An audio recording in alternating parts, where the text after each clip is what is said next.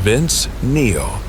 Vincent Neil Wharton was born on February 8, 1961, and moved around Southern California a lot as a child. Despite being born in Hollywood, California, he briefly lived in Inglewood and Watts until his family moved to Glendora, a city in Los Angeles County. He had a wide range of interests as a youngster. He was a huge fan of music, baseball, wrestling, and surfing. Neil joined the now famous heavy metal band Motley Crue in 1981. The band had just been formed and was still getting established. Since then, Motley Crue has grown to become one of the most well-known metal bands worldwide, with over 100 million records sold and 7 platinum or multi-platinum certifications under their belt. It was drummer Tommy Lee Bass who first noticed Neil. They had been classmates, and Bass believed he would be a great addition to the band. Their debut album was recorded in 1981, and their second in 1983. Shout at the Devil, their entry, was what made them famous, wealthy, and helped them establish their legendary position. But as the group became more well-known, Neil and his friends started to lose it.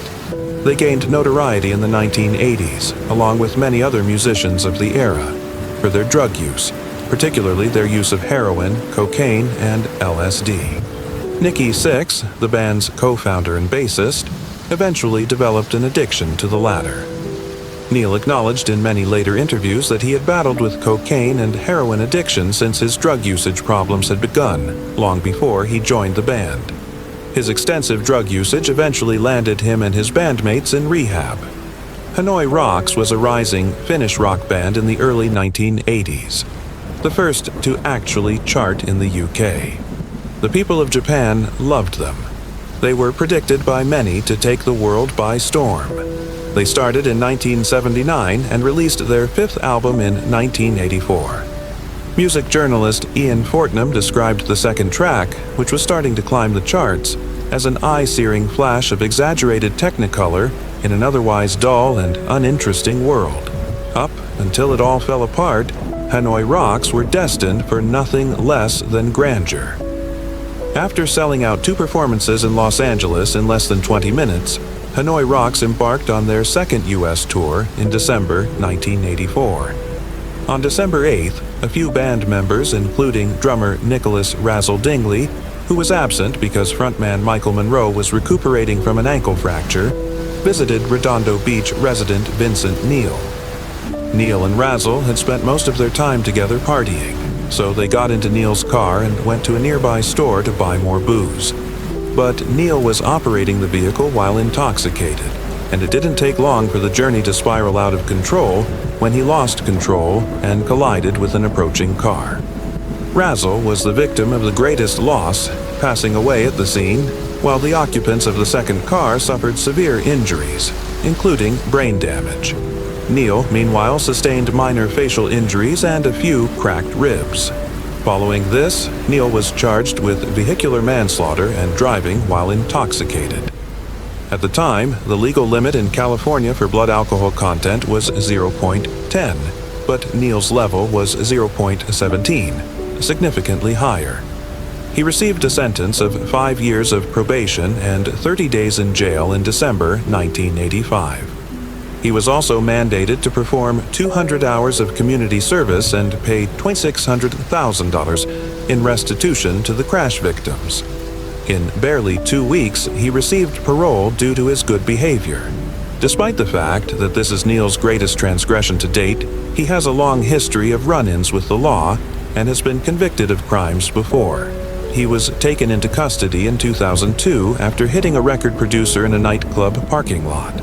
He was taken into custody for attacking a sex worker in Nevada the next year.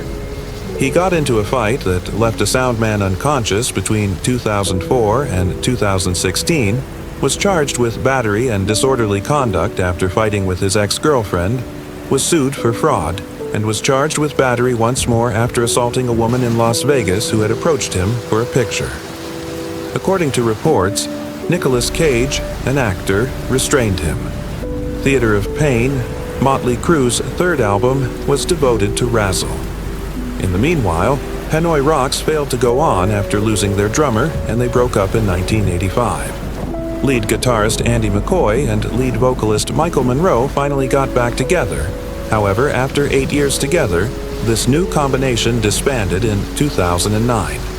Several of the original band members, such as McCoy, have expressed their displeasure and rage at Neil's act's potential legal repercussions, saying, quote, "It was a crime." Razzle wasn't the first young person to suffer a crippling. This boy also spent one night in jail for a misdemeanor, but was freed. McCoy has also expressed his annoyance at Neil not apologizing, although other members of Motley Crue have. Moving on to the next case. Catrice Lee. Catrice Lee, who was born on November 28, 1979, was her parents' sunshine. Her family lavished her with love and expectation of a happy and prosperous future. In Rinteln, West Germany, at the British Military Hospital, Catrice was born. Catrice was born and raised in Germany for the first 2 years of her existence. Her parents are Richard and Sharon Lee, who are sergeants in the British Army's cavalry unit. She spoke only English at the time of her disappearance, nevertheless. November 28, 1981 was Catrice's second birthday. The family decided to go to the neighboring Naffy shopping center to get supplies for the young girl's birthday. To commemorate the event, Wendy, Sharon's sister, and Cliff, her husband, journeyed to the city. But Catrice's older sister Natasha refused to go shopping. So Wendy, Richard, and Sharon took Catrice along while she stayed home with her uncle Cliff. The mall was a hive of activity because it was the final payday before Christmas. Richard stayed in the car waiting for his wife and sister to finish, while Sharon carried her daughter around instead of sitting in the shopping trolley. The two women arrived at the checkout at last. When Sharon remembered she'd forgotten to buy crisps, she set her daughter down. She went to grab it, believing Wendy would watch over her. But Catrice was gone when the 2-year-old returned. Wendy, meantime, believed the young child had followed her mother down the aisle. It was then that they became aware of Catrice's disappearance. Although the shopping center was in town and not officially on military property, the military police were in charge of the case and had to negotiate with the German civil police. Although Catrice's body was never found in the river, which was eventually dredged. Both authorities concurred that she had probably fallen into the neighboring River Lippe and perished. There was no sign of her there either. The Lee family, on the other hand, criticized this hypothesis, questioning how the police could have anticipated a 2-year-old child to walk from one store in a mall all the way outside and into the river. According to reports, the German police declined to share the tale with the media, which heightened tensions between the two agencies, the family and law enforcement. It took 6 weeks for the local paper to publish an article about Catrice. In the early months of the investigation, despite a comprehensive search of the river and door-to-door inquiries, no clues were found, and the case was eventually closed. When officials were able to create a computer-generated image of Catrice at age 21, it was reopened in 2000. Witnesses who had not previously been interrogated, such as a checkout employee and a young man who was in line behind the Lees, came forward as a result of the increased attention the case was receiving. Then a woman spoke up and related a chilling story of her own.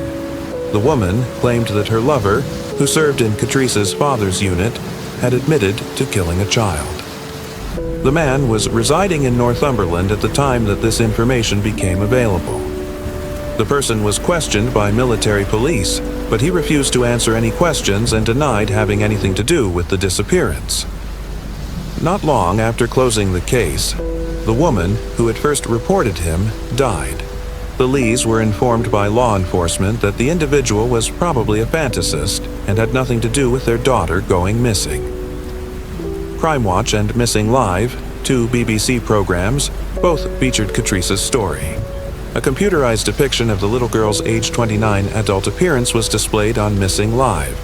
Her older sister, Natasha, made a public information request on Crime Watch.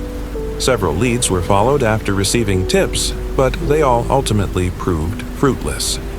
Richard Lee's answering machine received a message from an unidentified woman after the Crime Watch program, instructing him to search for his daughter in France. Nothing more came of the audio, even though the authorities kept it in their custody to look into the caller and the lead. Law enforcement investigated the possibility that Catrice had been taken from the complex and taken to another family, potentially in the UK, Germany, or another part of Europe. Most likely, she had no idea who she really was. Due to Catrice's rare birth defect, which would have required 2 surgeries for her left eye, medical professionals who were aware of such procedures were asked to come forward if they had performed one on a kid. However, it seems that this lead has unfortunately not progressed. The German civil police and the British military police declared in April 2018 that they would be conducting a 5-week forensic search along the river's banks. However, this tragically did not yield any fresh data. A former serviceman in Swindon was detained in September 2019 in relation to the case, and his property was searched. However, he was later freed. After posing as Catrice online and getting in touch with the family, a 40-year-old woman entered a guilty plea to a malicious communications charge 1 month later, in October 2019. She received a restraining order prohibiting her from contacting the family, an 18-week jail sentence, and mental health treatment. When an e-fit, an electronic facial recognition method, of a man the police wanted to speak to was revealed in 2017, that was the sole real lead in Catrice's case. This man was allegedly saw entering a green saloon car with a young child at the time the 2-year-old went missing. Authorities looked into the riverside the following year after seeing a car similar to the one that vanished in the days that followed. To the dismay of the Lee family, officials declared in December 2020 that they would be reducing the scope of the inquiry. The police informed Richard that they would look into the matter further only in the event that fresh evidence sprang up. Over the past 40 years, Richard has been outspoken about how the first investigation into his daughter's disappearance was flawed since he feels that she was abducted. "I think this whole investigation has been a complete and utter sham," he declared. He also mentioned that interviewing checkout staff took 6 weeks. Additionally, it took 20 years in one instance before the subject was questioned. He added that it had taken 48 hours for Border Control to be notified that a youngster was missing. And before sniffer dogs were brought in, a whole day passed. The investigation has been severely criticized overall since it took 36 years to release the suspect's e-fit, and numerous important witness interviews were postponed. Catrice's case remains unresolved, and she remains missing. Richard Lee, who is 71 years old, and his family members are still actively involved in the fight for justice. Catrice will be 42 years old if she survives. If you know anything about her possible location, please give 0800-616-888 a call. Moving on to the next case. Louise Porton.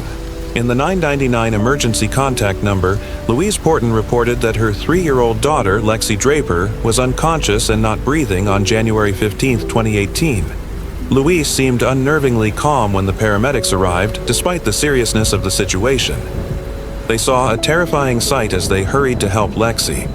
Her jaw was squeezed shut, her skin tinted blue, her body motionless. They tried desperately, but it was too late. The tragedy continued even after the 3-year-old was declared dead at the scene.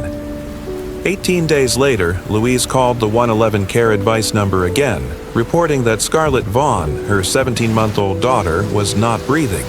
Why did Porton use 111, a non-emergency number, instead of 999 in such a dire situation? Was she acting out of a sense of duty, or did she believe the numbers were the same? A closer examination of Louise's past was necessitated by the suspicions raised by the murders of her children. A darker side of Louise's past emerged when investigators dug further. In the UK, Louise Porton was born in the town of Wall, which is outside of Birmingham, in 1996. Along with her mother, Sharon Borton, and her 2 siblings, she was raised. Louise's family had difficulties with her behavior even as a small child. Although Louise's family was close-knit, She frequently stood out by herself and exhibited crafty and manipulative tendencies. She would frequently tell falsehoods to her parents in an effort to control her brothers and cousins and get them into trouble. Notably, Louise frequently threatened her siblings and relatives with bodily harm. She also behaved violently with them. Louise's relationships with her family, particularly her mother, worsened as she became older. Louise's bitterness against her mother had grown as a result of her affair and leaving when she was a teenager.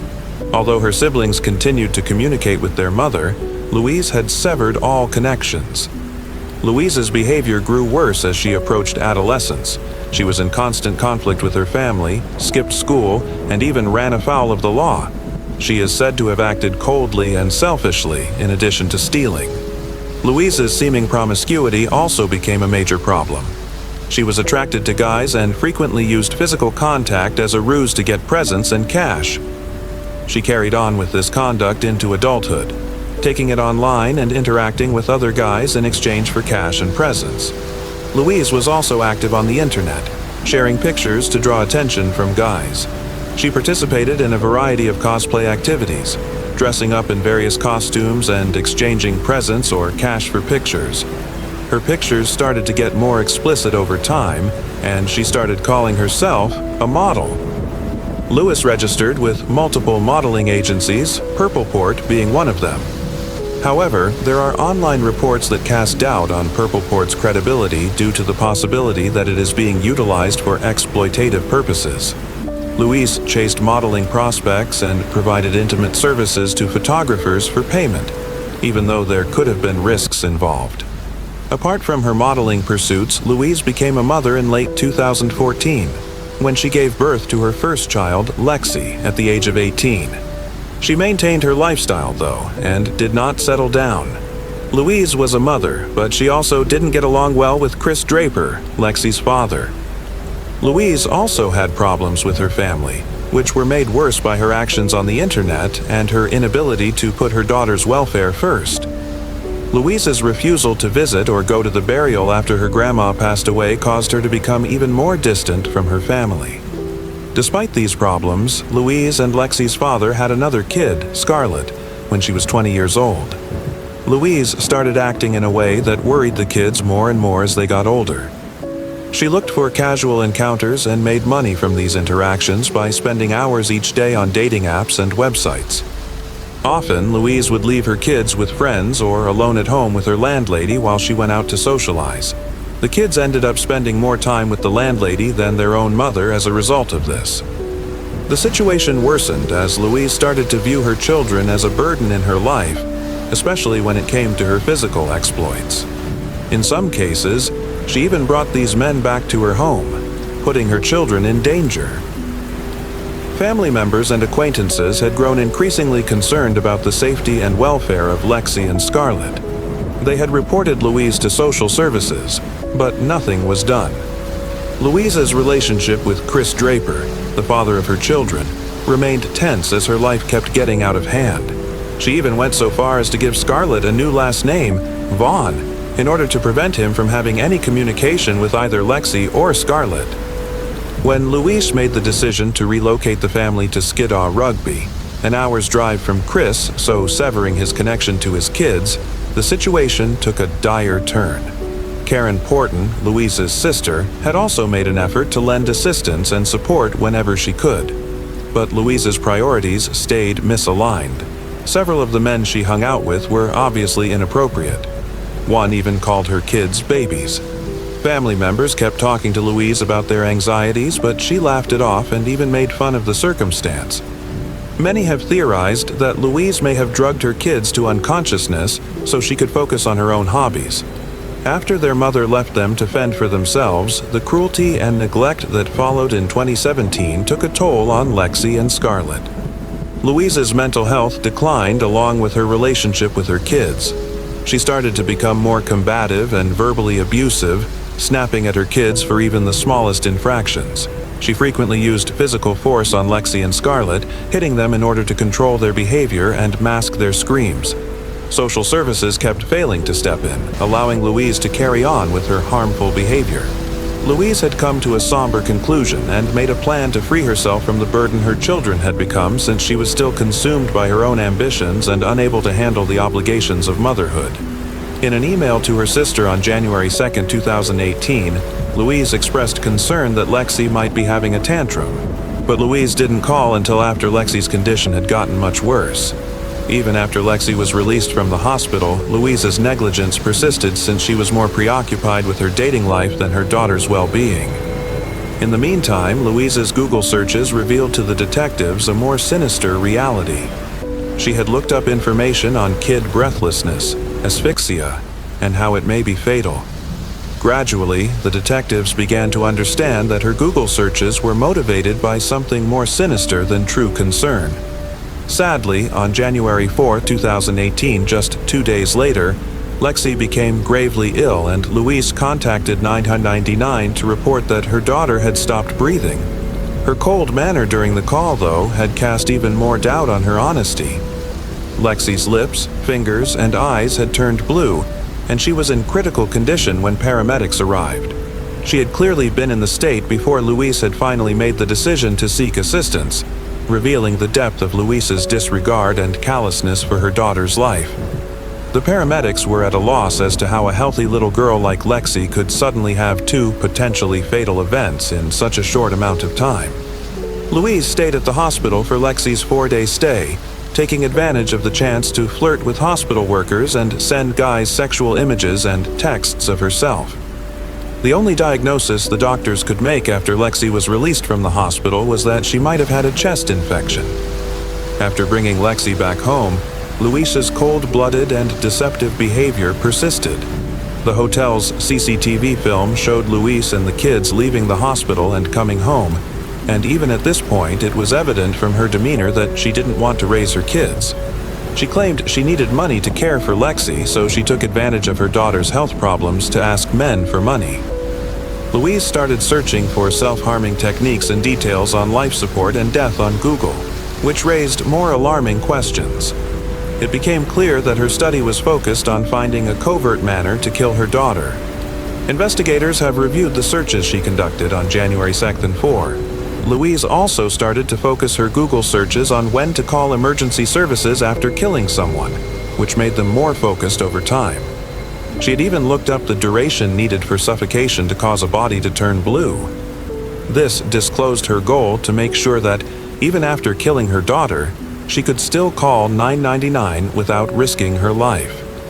Louise persisted in lying to men about her daughter's illness, saying that she was dying from the flu, despite her horrible intentions. Her lack of empathy and her willingness to use people to further her own dark agenda seemed to have no boundaries. The unfortunate event occurred on January 14, 2018, after Lexi and Scarlett paid a visit to Karen, Louise's sister. At 6 o'clock in the evening, Lexi's condition abruptly declined once more. Louise claimed her daughter was unconscious and not breathing when she contacted 999. Lexi was unconscious and showing symptoms of rigor mortis when paramedics arrived, suggesting that she had probably been dead for several hours prior to the emergency call. At the scene, Lexi was pronounced dead despite their best efforts. Louise persisted in her deceptive ways even after losing her daughter, which was devastating. The very following day, it was discovered that she had accepted 41 friend requests on her dating app and had taken advantage of Lexi's passing to ask men for money. She even created a GoFundMe page for her daughter's burial, possibly with the intention of using the money raised for herself. Her fake post on Facebook about Lexi revealed even more of her lack of real sorrow. Louise was observed joking and laughing with friends in the days after Lexi's passing, even during her daughter's funeral. However, things didn't end there. To Scarlett's mother, she was burdensome and no different from Lexi. Following Lexi's passing, Louise's mother showed up at the funeral and offered to assist with the funeral arrangements. Louise apparently expressed concern that Scarlett would suffer the same fate as Lexi, but nobody reported her questionable actions to the police. 18 days later, on February 1st, her words came to pass. Scarlett was fine while Louise and her remained in a motel room, but things took a turn for the worse. Sending messages to the men she was meeting, Louise requested A30 to cover the expense of petrol so she could take Scarlett to the hospital. Louise just wanted attention and money, even though these men were urging her to call for an ambulance. Louise and Scarlett left the hotel around 9:50 p.m., but she did not head straight to the hospital. Rather, she took her time driving around town, behaving as though her daughter's life was not in jeopardy. She was observed driving throughout the city without intending to call the helplines, according to surveillance footage captured during traffic stops at Hill Morton. When she pulled into a petrol station, she was captured on camera. In the video, Louise is seen in the car taking her sweet time while her daughter is fighting to die. Her expression and actions show no signs of urgency or anxiety. After driving up to a retail complex, she finally arrived after 30 minutes and dialed 111. She still decided to call 111 even though 9999 is the emergency helpline number and 111 is the non-emergency hotline for those outside of the UK. Scarlett was found dead and motionless when the paramedics came. Once more, it was found that the infant had not been breathing for several hours prior to Louise making the call for assistance. Louise once more exhibited little worry about the unexpected and unexplained death, even though the doctors concluded that the death was compatible with intentional airway obstruction. The doctors were unable to identify any natural explanation for why either youngster would have passed away in this way. In the meantime, Louise said Scarlett had the illness when the paramedics questioned him. Post-mortem exams were carried out by forensic professionals in the cases of Lexi and Scarlett. It was discovered that their deaths were not accidents, but deliberate. Deliberate restriction of Lexi's airways caused her death. Examiners discovered scratches on her neck, showing that she was resisting her mother's hands while Louise choked her, and markings on her nose, suggesting that her nose was held shut. Scarlett, who was 17 months old, also passed away due to airway blockage. She had blood in her lungs, injury to the muscles in her neck, and bruises all over her head and neck. Additionally, a portion of Scarlett's blood was discovered on the hotel room pillow where she passed away. Louise had never expressed regret or acknowledged her acts, even in the face of overwhelming proof. Despite the lack of sufficient evidence to make an official arrest of Louise at the time, detectives persisted in their investigation, certain that Louise was the one guilty for the deaths of these defenseless youngsters. In January 2019, over a year later, authorities were able to accuse her for the killings of her two children once they had acquired sufficient evidence. And Louise was detained on March 20, 2019. Her trial started in August 2019 after she entered a not guilty plea. A plethora of evidence was used against her, including the outcomes of the post-mortem examinations, her careless behavior toward her children, and her communication history on dating apps. August 3, 2019. The jury returned a guilty verdict. In the end, Louise Porton received a 32-year prison sentence. Given her young age at the time of sentencing, many people feel that this punishment is insufficient. Since she is only 23 years old, there are worries that if she does well in prison, she could be released early. She was heartless and showed no regret during the trial. She did not feel guilty about killing her own children. She just stood there. Though there are many theories, Louise's motivation for acting as she did is still unknown. She had a mental health assessment, but no diagnosis was determined. At the time of the killings, she was considered to be of sound mind. The widely held belief is that Louise chose to have her children removed because she considered them to be burdens, particularly in light of her immoral lifestyle. Everyone involved in this case was horrified by the case's outcome. Sharon Porton, Louise's mother, experienced a severe depressive episode because she believed she could have done more to support her two young grandchildren. Sadly, she committed suicide on February 4, 2020, and her body was discovered inside her home. She was 40 years old. Chris, the girl's father, too, went through a great deal of suffering. He conveyed remorse and annoyance, believing he could have taken more action to seek custody when the chance presented itself. Even now, 18 months after the sisters' deaths, the grief of never having met his 17-month-old daughter Scarlett dominates his every thought. A white horse-drawn carriage decorated with purple was set up to take the victims, Lexi Draper and Scarlett Vaughn, described as two lovely girls with contagious grins and lively personalities, to their eternal resting place in honor of them. Their premature demise ended lives full of limitless potential. Moving on to the next case. Mary Jane Croft. Mary Jane Croft was born in Montana on November 19, 1911, the fourth of John and Anna Croft's 8 children. On January 29, 1929, at the age of 17, she wed James Wesley Van Gilder. After their twins were stillborn in 1935, Mary Jane gave birth to their 5th child by the time World War II broke out. But something happened in Mary Jane and James's marriage 2 years after the birth of their youngest child, Cheryl Judy Gay Van Gilder. After that, Mary Jane left the Van Gilder family farm. She rented an apartment in downtown Fairmont, above the former Fairmont Theater, after divorcing James and her kids. In Fairmont, West Virginia, she subsequently began working. Mary Jane Van Gilder left her husband James and their 5 children behind when she traveled from Fairmont to Huron County, Ohio, in 1944. At the Wilkins Air Force Depot in Shelby, Ohio, 7 miles from Plymouth, she accepted a civilian position. Mary Jane would buy war bonds from various Shelby area People's Bank branches throughout this time of her family's estrangement. After that, she would mail them to Anna Mae, her eldest child. Anna Mae told me that after sending me war bonds, she wrote to ask that I return them by mail. She then proceeded to cash the bonds at several Ohio banks.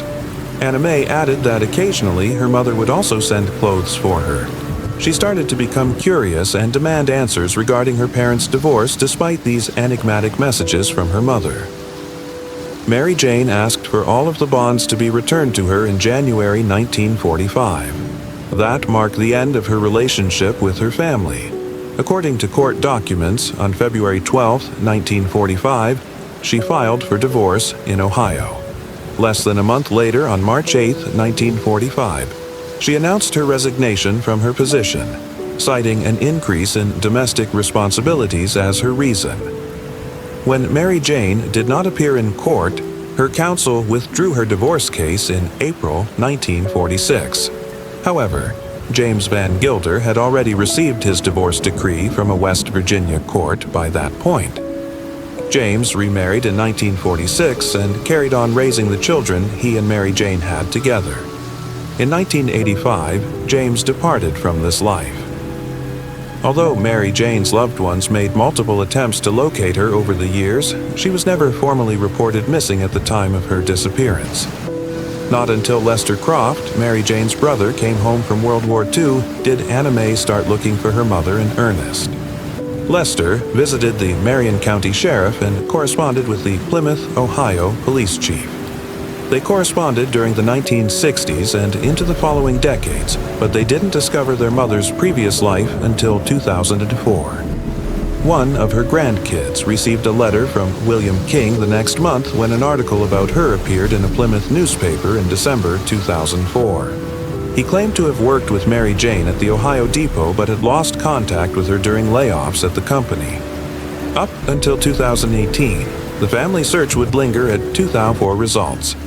Mary Jane's granddaughter, Mindy Wilson, sent a Facebook comment to the Shelby Police Department in October 2018. Detective Adam Turner was given the case by Police Chief Lance Combs. He combed through Ohio's and the nation's unidentified descendant cases for years, looking for any that fit Mary Jane's description. He discovered a newspaper item about a Jane Doe that was discovered in Preble County, Ohio in the 1960s while conducting his investigation. The description of the deceased woman's remains seemed to fit Mary Jane. Late in 2019, the bones were dug up and transported to a state crime lab. Turner stated, "They informed me that the body was not Mary Jane Van Gilder based on some DNA testing they were able to perform. This is how the tale may have ended. I might have simply said, 'I'm done,'" Turner remarked. "This no longer belongs to me. Preble County is this."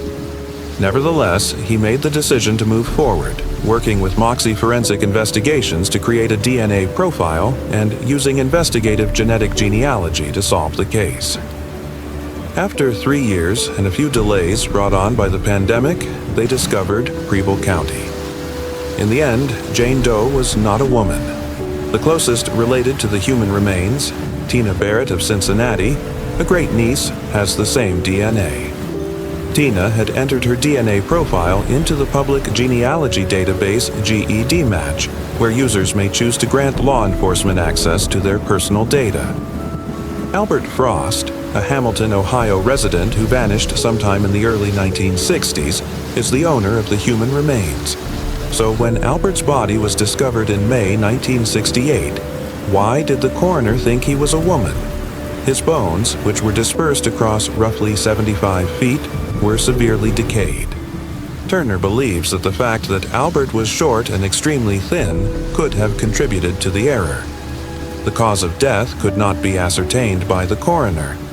Turner revealed that there was a rumor among his nieces and nephews, who are among his surviving family members, that Albert was fatally battered outside of an Eaton, Ohio pub. Turner solved another enigma when he contacted Tina. Tina expressed the following: "Because I had never heard of Albert before, I initially assumed they were discussing my great-aunt Clara. Nobody discussed it.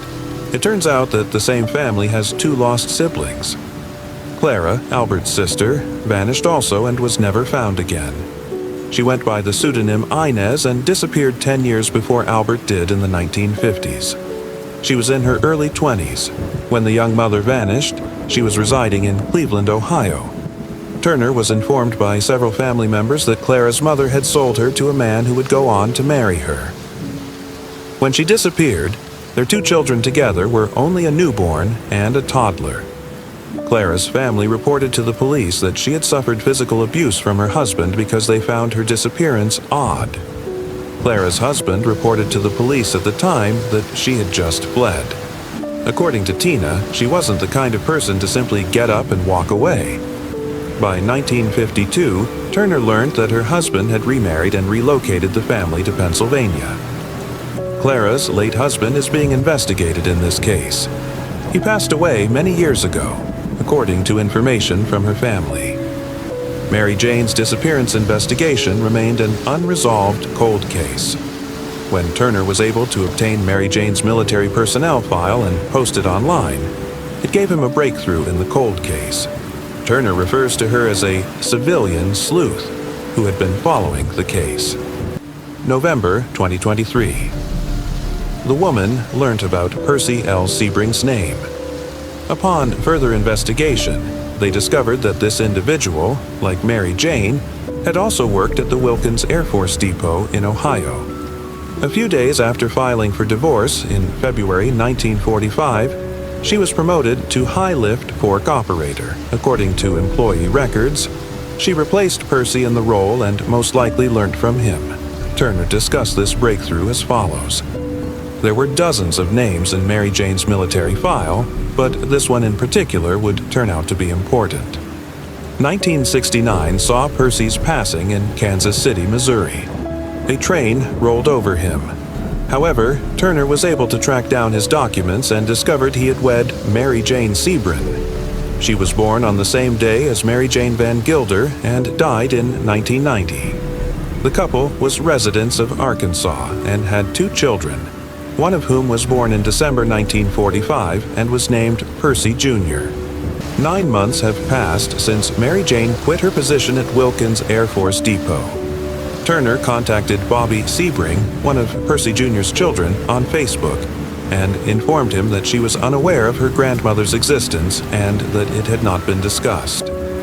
According to Turner, Bobby and her siblings provided him pictures of their grandmother, demonstrating beyond a shadow of a doubt that Mary Jane Sebring was, in fact, Mary Jane Van Gilder.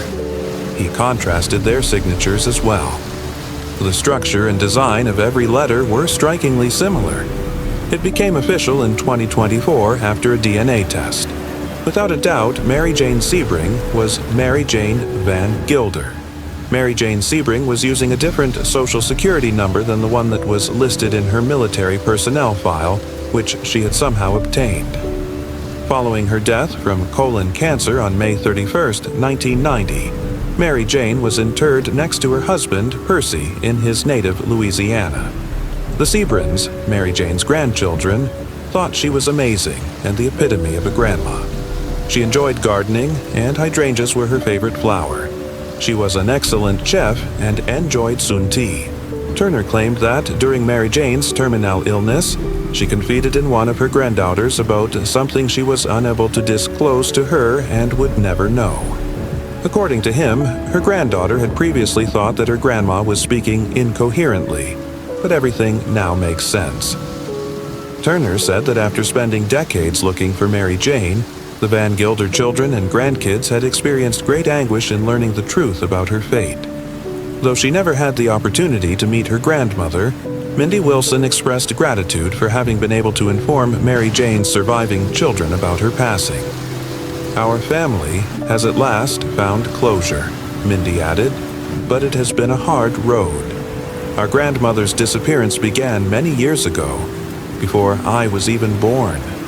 Turner claimed that because their grandma lied to them about her past and never revealed who she truly was, the Sebring grandchildren have also been going through the range of emotions.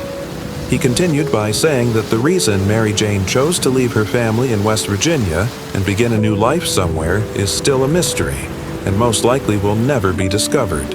A family that mourned her for 79 years and loved and looked after her.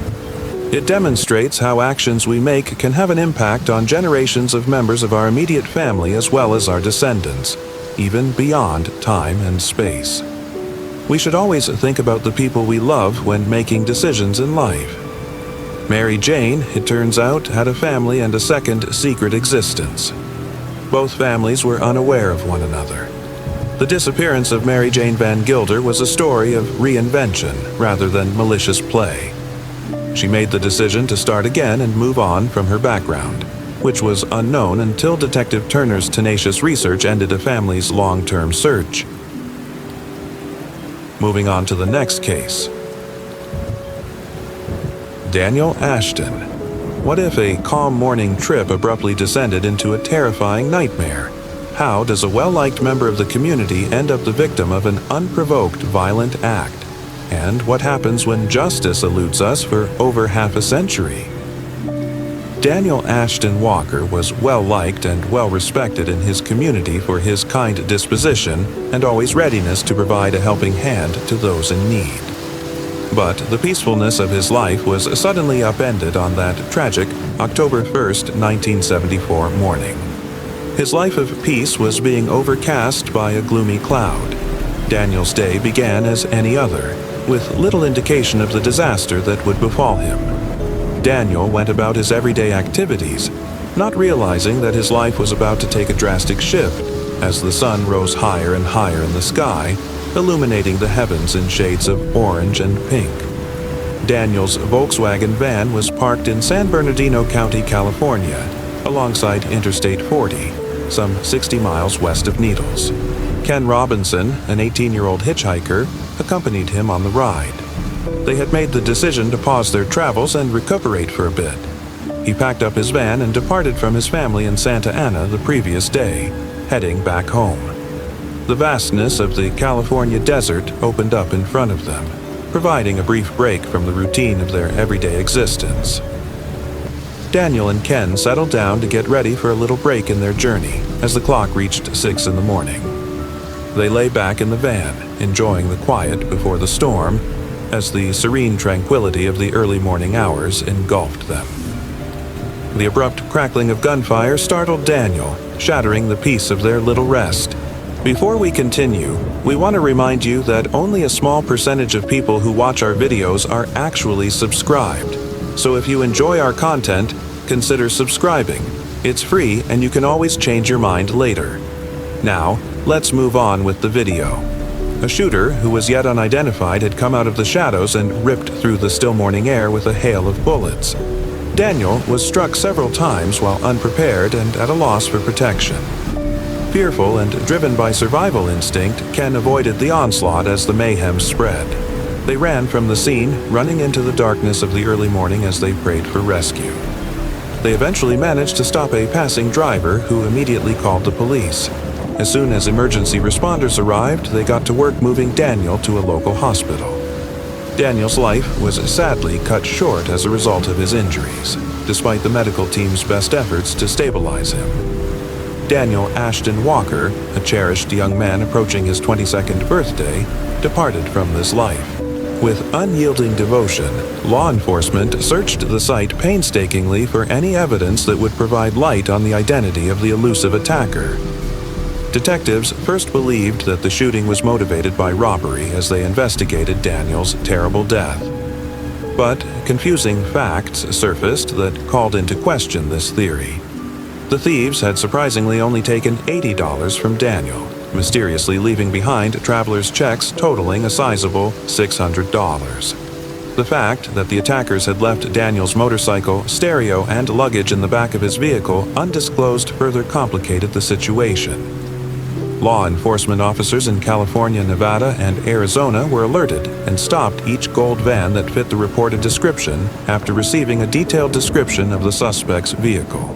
When the suspect's gold van got trapped in the sand earlier that morning, the delivery man told investigators that the suspects waved him down. One of the suspects informed the delivery man that they were traveling to Indiana, and that in case they were stranded, they would use the sagebrush and shotgun to shoot down poles to provide traction for their tires. The delivery man assisted with the van's towing, but declined to be paid for his work. The fact that law enforcement authorities from other states coordinated highlighted how serious the issue was. This demonstrated their dedication to obtaining information and making sure that the person or people responsible for this senseless act would face consequences. Although Ken's narrative included some insightful details, the attack's true motivation remained a mystery. Detectives looked at a variety of ideas as the investigation went on to try to explain the violent, seemingly random act. They looked at the chances that it was a random act of aggression and the potential that it was a targeted attack with personal motivations. The fact that the incident was committed in a rural area along a lonely route made the investigation much more difficult. It became more challenging to determine if the attackers planned the attack or took advantage of a chance that knocked. The San Bernardino County Sheriff's Office conducted a comprehensive investigation, but they were unable to resolve the issue. The Sheriff's Department's cold case unit persistently pursued new leads in the case over the course of 5 decades, revisiting it on occasion. Nevertheless, time proved to be a powerful foe, and the team was unable to gather any useful information to ultimately solve Daniel Ashton Walker's case. On November 15, 2023, a noteworthy advancement occurred when the cold case team decided to pick up where they left off. In January 2024, they were able to identify the main suspect in the case as the notorious serial killer, 73-year-old Thomas Eugene Creech, thanks to their intensified efforts. Critical information, including verified personal data from Creech's own admissions regarding the killing case, served as the foundation for this breakthrough. The district attorney's offices in San Bernardino County, California, and Ada County, Idaho, worked together to guarantee the accuracy of their conclusions. As a result of Creech's increased cooperation, the San Bernardino County District Attorney's Office was consulted regarding the next steps in Daniel Walker's legal pursuit. Shortly after Daniel's clemency hearing, Thomas Eugene Creech, a convicted offender with a history of repeated confessions, was brought into the case. He is the longest-serving prisoner in Idaho and is scheduled to be put to death for multiple killings. Although he has only been found guilty of 5 crimes, other people think he may be accountable for over 40 separate killings. They think this because he confessed to killing 42 individuals in more than a dozen places in America during his trial in 1975. Authorities have confirmed Creech's claims on Daniel's case, although his public attorney expressed issues regarding the timing of these disclosures. They implied that previous attempts to connect Creech to other killings had been unfounded. Prosecutors in Ada County characterized Creech as a manipulative and unrepentant sociopath. raising the possibility that his latest remarks were a premeditated attempt to evade execution. The seriousness of the matter and Creech's nuanced personality lent even more intrigue to Daniel's quest for justice. San Bernardino County is getting closer to conclusion as Thomas Eugene Creech is named as the main suspect in Daniel Walker's case. Justice in this sad case of needless murder may finally be served after over 50 years, providing some comfort to Daniel's loved ones and the community at large. Doug Walker, Daniel's brother, wrote and self-published Daniel, My Brother, Mystery in the Mojave on Amazon. Doug claimed to have given his brother's character 2 whole chapters in the novel. Daniel's father stated in their final letter to him, "Everyone talks so highly of you, always and without exception." Whether they intend to extradite and prosecute Creech has not yet been made public by the San Bernardino County District Attorney's Office. We have received the complaints and are keeping in touch with the Ada County District Attorney's Office and our San Bernardino County investigative team in order to pursue justice in this case, according to spokeswoman Jacqueline Rodriguez. According to Doug Walker, killing Creech is not always the right kind of justice. He stated, "I don't mind at all if they can show that whoever did it, did it. It is not my decision to determine if they die or not. That's above my salary level." Moving on to the next case. Dylan Round. When Dylan was only 4 years old, his parents, Justin and Candace Round, got divorced. As a result, he divided his time between Idaho Falls, where his father lived, and Twin Falls, where their mother lived, along with his younger brother and sister. Even though they were far apart, Dylan felt a strong connection to the outdoors, a fundamental part of Idahoan culture at both places. He was deeply in love with the wilderness at an early age, finding pleasure and comfort there. Dylan had a distinct love for the outdoors, whether he was climbing through dense forests, fishing in crystal-clear mountain streams, or just exploring tough terrain. On May 28, 2022, the young man, who was well known for his love of the outdoors and his spirit of adventure, was reported missing. That morning, he called his grandmother and told her he was taking the grain truck into shelter. After that, he did not hear from his grandma again. Dylan abruptly disappeared from his own farm property in Lewiston, where he was residing in an RV trailer close to the Nevada-Utah line. This led to a murder inquiry that uncovered a startling chain of events. Unsettling evidence was swiftly found during the investigation. A pair of Dylan's boots was found by deputies close to his property during the first search for him. DNA testing identified a bloodstain on one of the boots as belonging to Dylan, and the boots also contained the DNA of a guy named James Brenner. This implied the possibility of manipulation following Dylan's vanishing. Around the time of Dylan's disappearance, Brenner was known to be a squatter living on Dylan's land. Brenner was one of Dylan's last contacts before he vanished, according to his parents. Dylan's phone records were later examined, and they showed that he had been at a secluded Lewiston property on the day before he disappeared. Dylan's phone's last signal was located at the Lewiston Pond. After doing a complete search, Dylan's phone was found. A time-lapse movie that was shot around the time of Dylan's disappearance was discovered through digital forensic examination of his phone. Brenner was seen in the video cleaning a gun with obvious bloodstains on his shirt and arms. Authorities examined the clothing and determined that Dylan's DNA was present. The evidence was mounting, and it was clear that Brenner was involved in Dylan Round's abduction and likely death. Dylan's family and the community awaited justice as the detectives carried out their job, hoping for answers that would put an end to this awful case. Based on strong evidence acquired throughout the inquiry, Brenner was charged with significant offenses in March 2023, including first-degree felony and abuse or degradation of a human body, which is also a third-degree crime. The time-lapse video, the shirt Brenner wore in the video that showed traces of Dylan's DNA, and the DNA found on Dylan's boots that were found during the initial search efforts were the main pieces of evidence that the prosecution used to build their case. The investigation brought Brenner's worrisome criminal past to light in addition to the evidence findings. His violent past was well documented, and he had already served a prison sentence for felon in possession of a firearm. Dylan's family and the community held out hope for justice and closure in the heartbreaking case as the legal process moved forward. Because of the overwhelming evidence and Brenner's past, a bleak picture was drawn, making both the public and the authorities eager for this tragic saga to come to an end. Authorities continued to aggressively search for Dylan's body as part of the ongoing investigation into his abduction and probable death. Extensive searches have been conducted in the regions where Dylan was last observed, with a particular emphasis on sites connected to the evidence amassed in Brenner's case. Dylan was not found by the detectives, and their search was abandoned.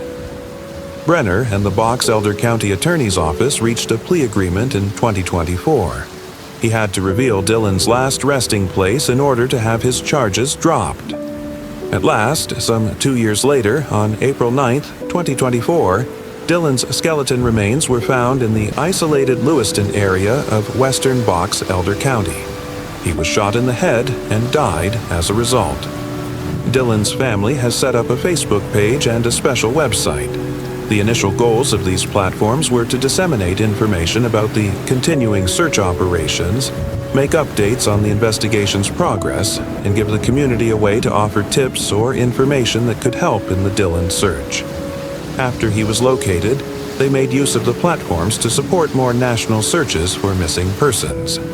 The consequences of violence and the community's unwavering quest for the truth are brought home by Dylan's story. More than 24 of Dylan's family members were there for the sentencing on July 1, 2024. Brenner heard Dylan's father say, "This is how you repay Dylan for all the times he helped you. All I can hope is that you consider this for the rest of your life." Brenner was hired by Dylan to labor on his farm, and on occasion, the two of them even shared meals.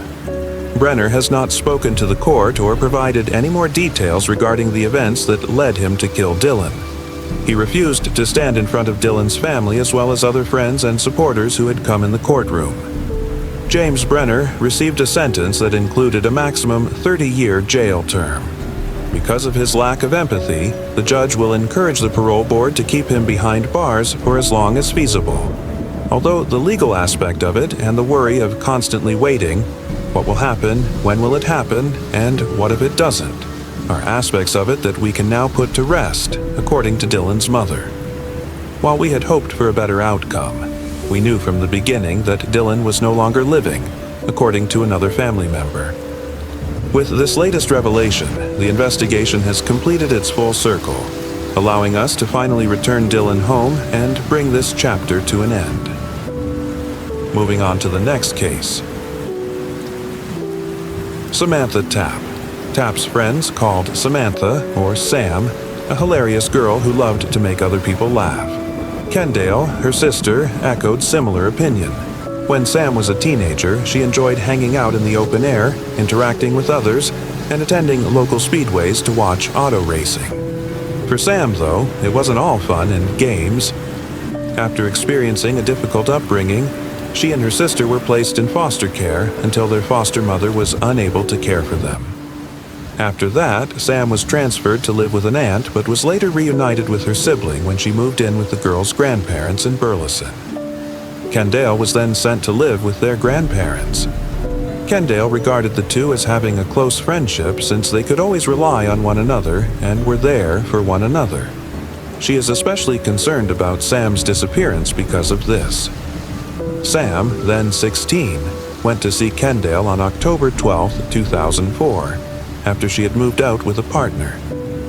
The sisters quarreled when they were together. According to some reports, they clashed because Sam was angry that her sister had moved out of their grandparents' house, although Kendall claimed it was probably something insignificant. When she wanted to stay with Kendall, she was instructed to go home after Kendall declined. The 16-year-old was last seen by Kendall at approximately 8 p.m., when he rushed out of the house in a fit of rage. Kendall figured Sam just needed a little alone time to clear his head. However, the family started to worry when she didn't come home to her grandparents that evening. The adolescent had fled before, but it had generally been for a day or only a few hours. She never traveled far or stayed away for very long. However, things were different this time. After a few days without any news, Sam's family filed a missing persons report. But from the beginning, Kendall believed it was a waste of time because the Burleson Police Department didn't seem to be interested in the case. Sam's problematic past and history of running away, like those of many missing youths we cover on this channel, led detectives to believe that she had left willingly and would be okay on her own or return whenever she felt like it. However, Sam never came home. The 16-year-old was not looked for, and her disappearance was not looked into. Not even friends and family were questioned by the authorities. Since 2004, there have been relatively few updates to the case and very little mention in the media. When Kendall and her grandparents got home a week after the adolescent vanished, they discovered strange cigarette butts and rearranged furniture in their backyard. Kendall pondered whether Sam had invited a few of her pals to hang out without them being aware that the family was away. After reporting this odd activity to the police, they were instructed to change their locks. One source claims that police in Columbia County, Oregon, ran Sam's name on February 17, 2011, although no documentation of this investigation is currently available.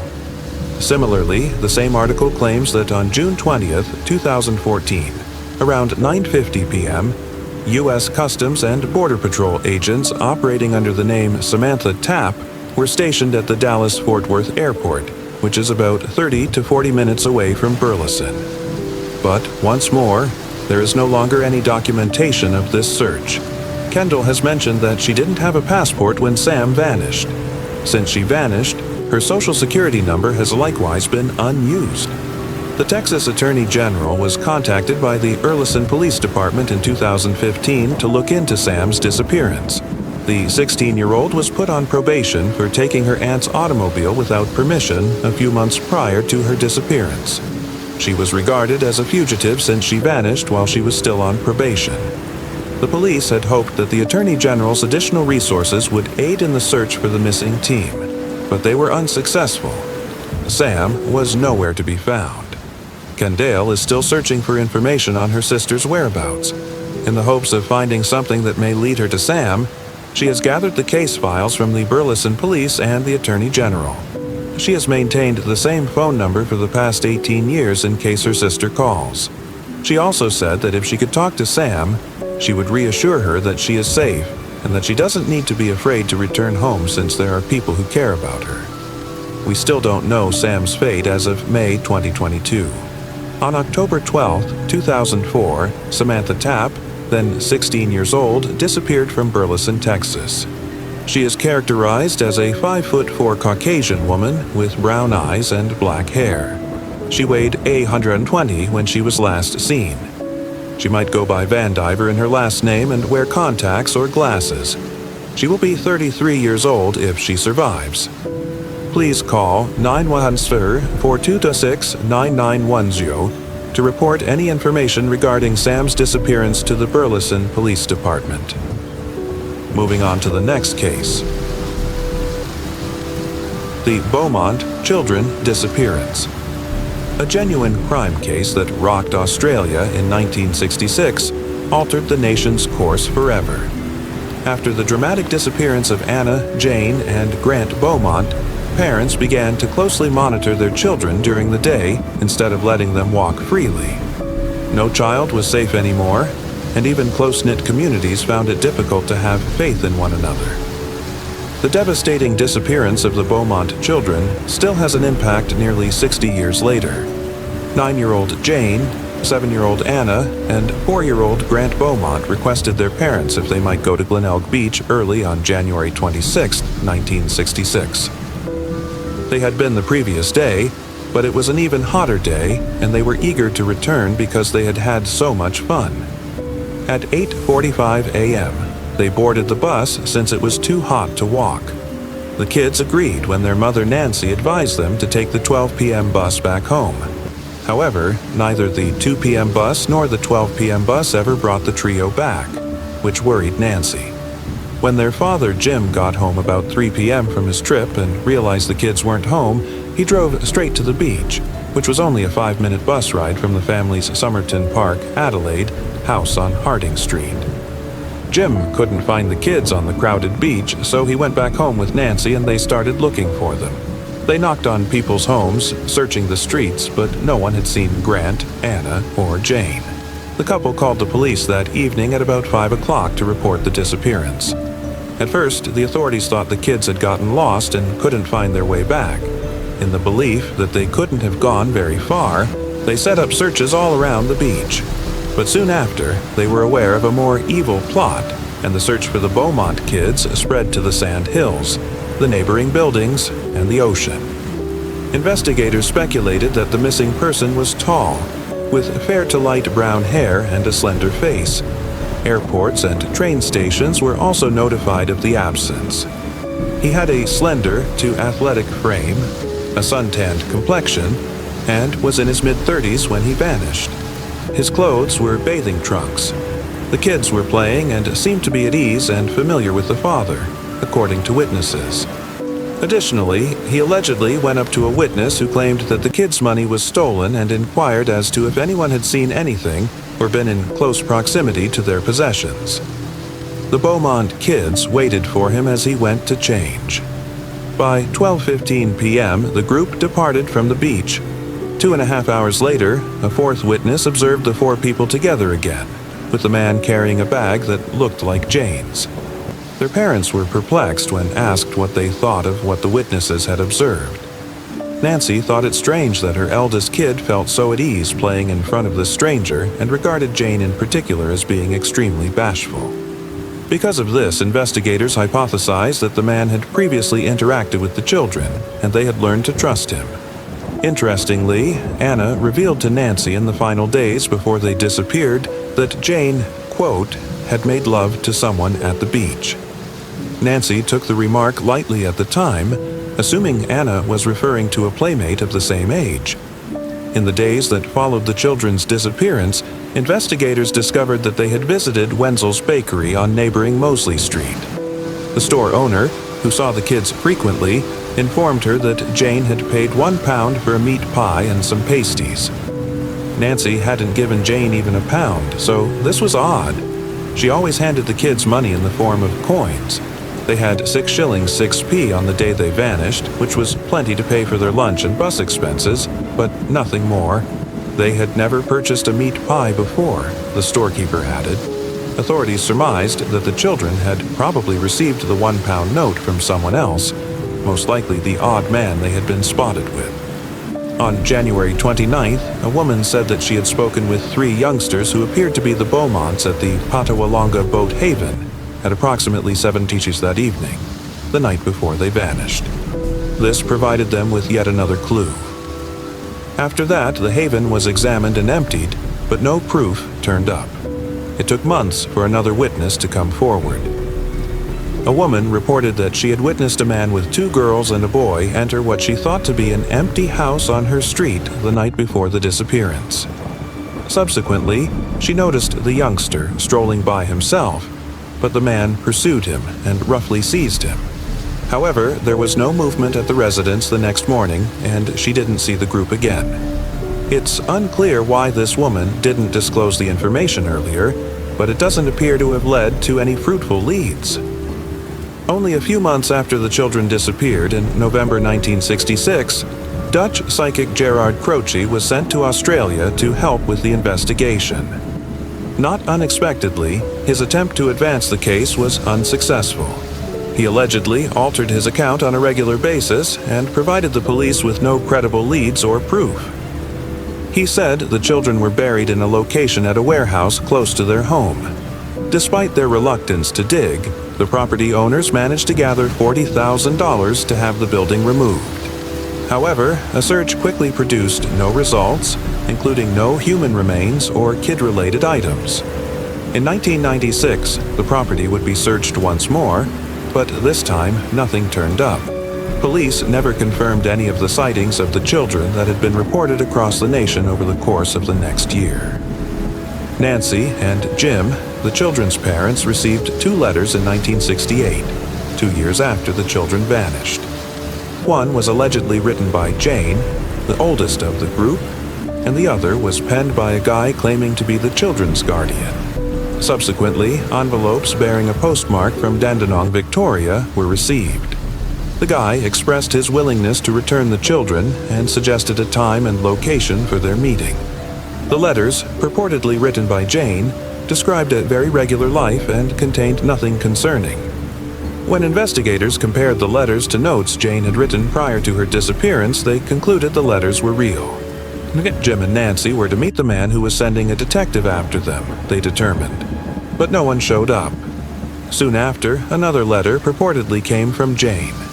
She stated that her parents had breached the man's trust by attending the meeting with a disguised detective, and as a result, the man had decided to retain them. After then, no further letters showed up.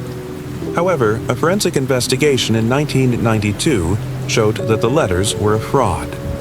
Investigators discovered a 41-year-old man who had written the letters as a joke and was a teenager at the time using fingerprint analysis. Because so much time had gone, he was not charged with any crimes. There have been a ton of well-known suspects in the case over the years, even though the man who was seen with the kids the day they vanished has never been positively identified. Suspects in the case throughout the years in 1980. Bevan Spencer Von Enum received a life term in jail in 1984 for the teen Richard Kelvin's murder. He has refused to help with police regarding any potential connections to other violent acts, despite the fact that investigators thought he had accomplices. While investigating Von Enum, officials received a call from an informant going by the name Mr. B. Mr. E.B. claimed to have spoken with the murderer, who boasted of kidnapping 3 kids from a beach and taking them home to experiment on them. According to reports, Von Enum went on to say that he had connected them up after doing skillful surgery on each of them. But after one of the kids passed away during the surgery, he killed the other 2 and disposed of their remains in Adelaide's southern bushland. Despite the fact that Von Enum matched witness descriptions and the E-fits that the perpetrator had back then, investigators had not previously suspected Von Enum of being connected to the Beaumont child case, according to Mr. Von Enum as well. When 11-year-old Joanne Ratcliffe and 4-year-old Kirsty Gordon disappeared during a football game at the Adelaide Oval Sports Ground, it was dubbed the 1973 Adelaide Oval Abductions. B claimed to have been involved in these disappearances. Many of the suspects in both crimes are the same, as we discussed in our previous episode on the Adelaide Oval abductions. Police view Mr. B as a trustworthy source because he helped with crucial information during the Richard Calvin murder investigation, but they did not fully believe his claims regarding Von Enum's ties to the Beaumont children and the Adelaide Oval case. The information that Mr. B had given did not match the recognized facts surrounding the Beaumont case. While Von Enum was known to have a concern with children and was known to visit Glenelg Beach often to spy on the changing rooms, investigators noticed that he is also significantly younger than the man who was depicted with the children that day. At the time of the disappearance, he was in his early 20s, and the youngsters were significantly younger than Von Enum's typical victims. Typically, he aimed after young males in their teens and 20s. Arthur Stanley Brown, who passed away in 2002, is another suspect in this investigation, as well as the Adelaide Oval abductions case.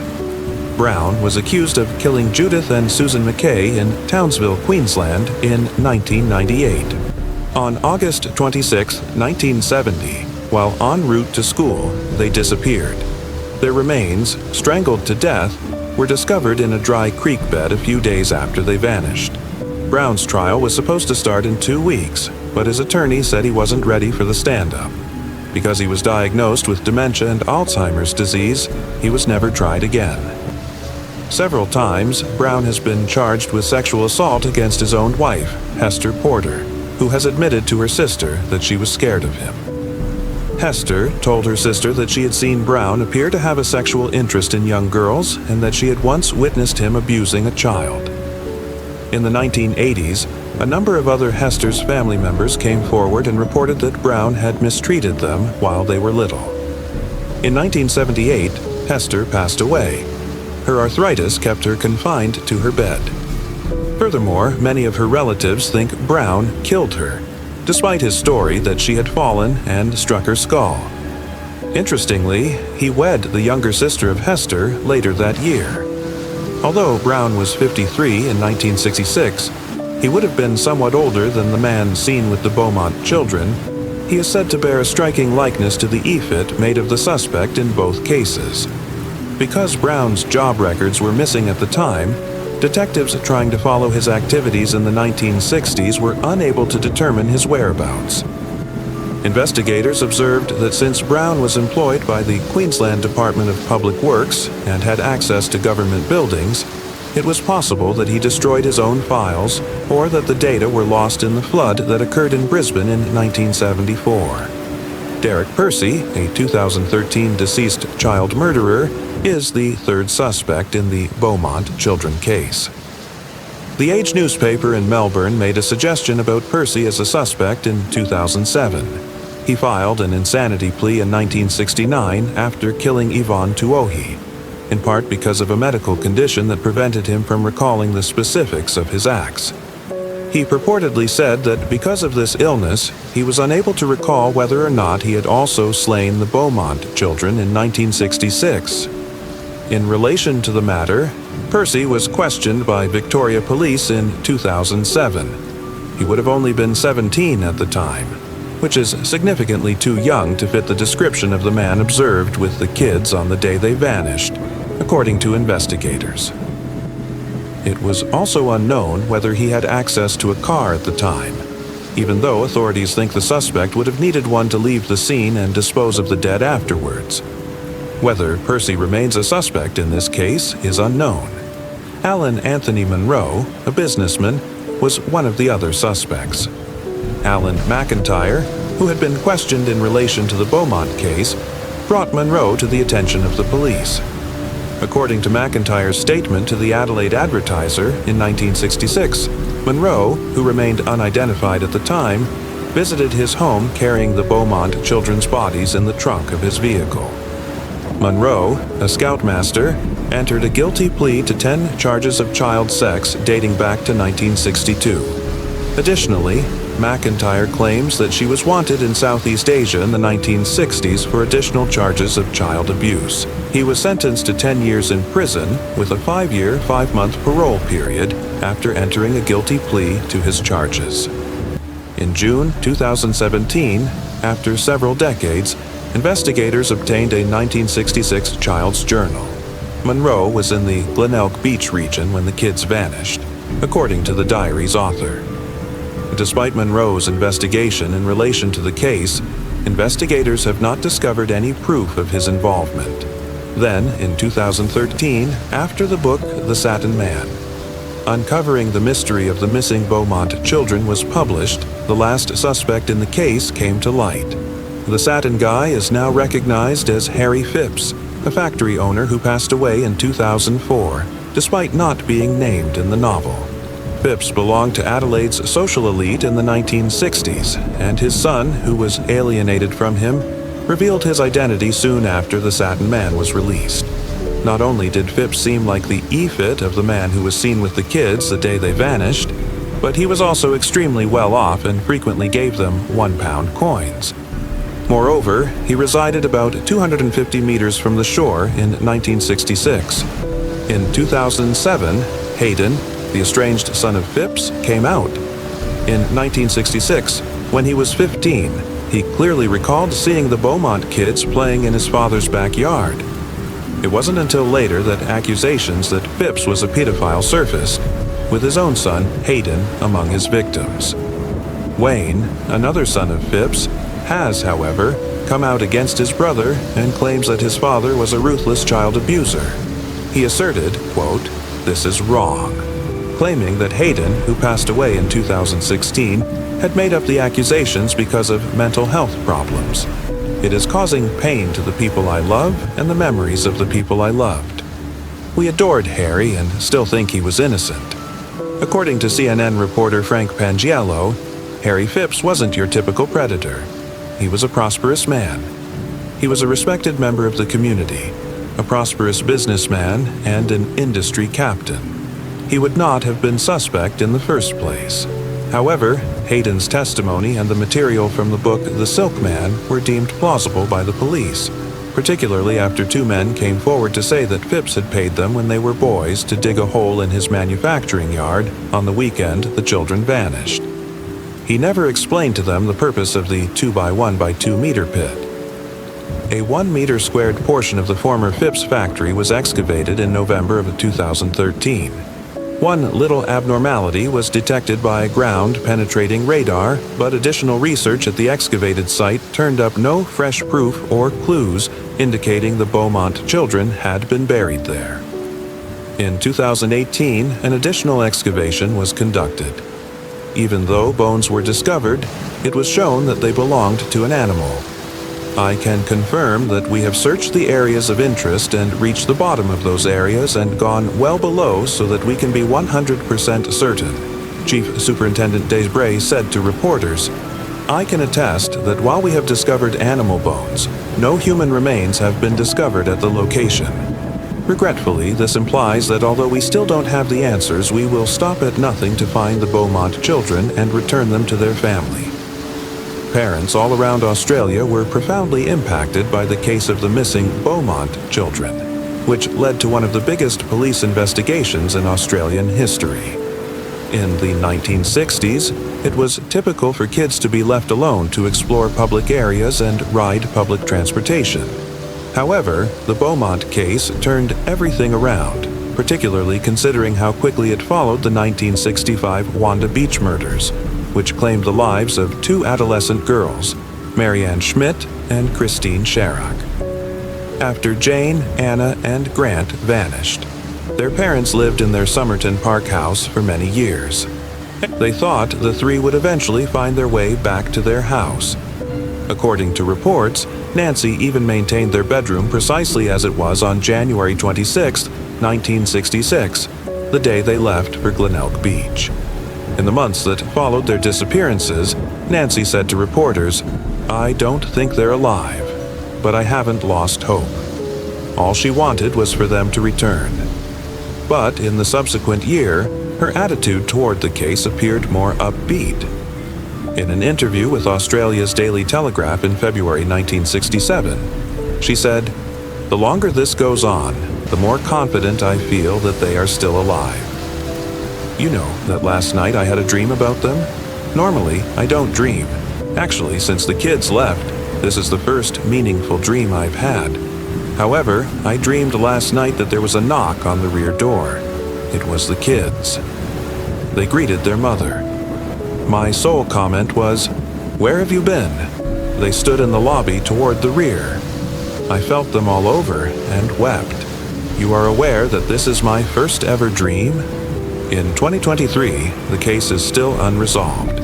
Since the 2018 excavation of Phipps Industrial Yard, there have been no fresh projects.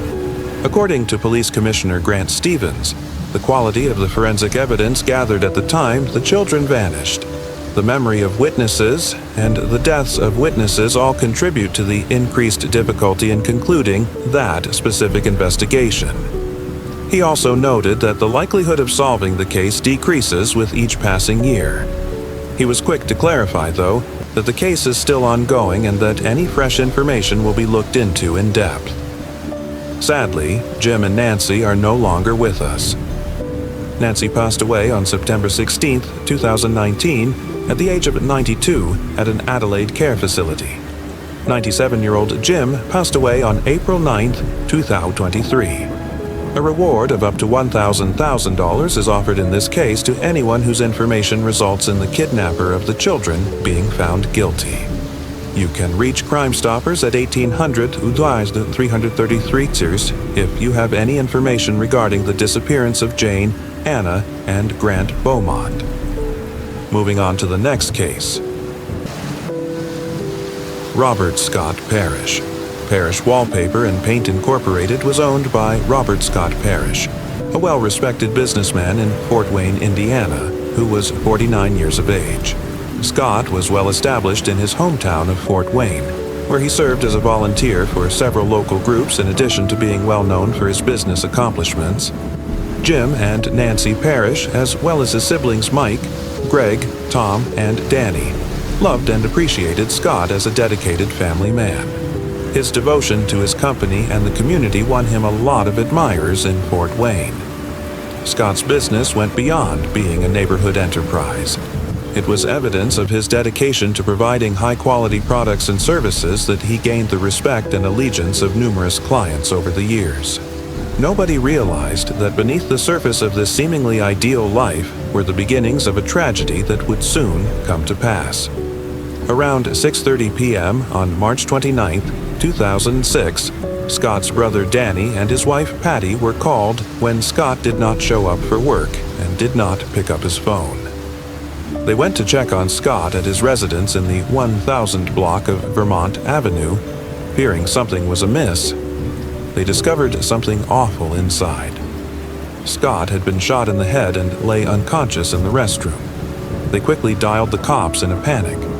Danny and Patty described how they discovered Scott sitting on the toilet, fully clothed with the lid down and suffering from a gunshot wound when the police arrived.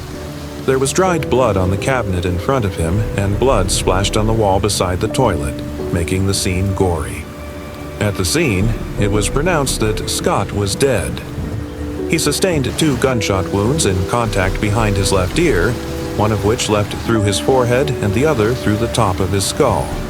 He also sustained a bullet wound to his upper arm that was completely internal. A brass-colored .40 caliber Smith & Wesson round casing was discovered by crime scene investigators on the bathroom floor, close to the bathtub. Near Scott's left hand, on the floor in front of the toilet, lay another shell casing. There was a third missile found on the bathroom sink. As the investigation went on, the investigators made an unexpected discovery: a covert marijuana grow operation in the basement, hiding behind a fake wall. They discovered a Black & Decker cordless screwdriver nearby, which may have been used recently. This finding prompted a lot of inquiries. Did Scott engage in any illegal activity, or was there someone else use his land without permission? Is his death related to this illicit operation? Now, investigators had to piece together a complicated case in which Scott's reputation as a well-liked businessman and volunteer in the community was suddenly overshadowed by sinister secrets kept within his house. The coroner formally classified the death as a killing case the next day. More than a mile from his house in the Heartland Church parking lot was where his wallet was discovered. The wallet included his library card and driver's license, but no cash. Police spoke with a witness who had been acquainted with Scott for 3 years in January 2008. The witness mentioned Derek Rodney Johnson, also known as Q, a Hispanic man who the police already suspected when they questioned him about the crime.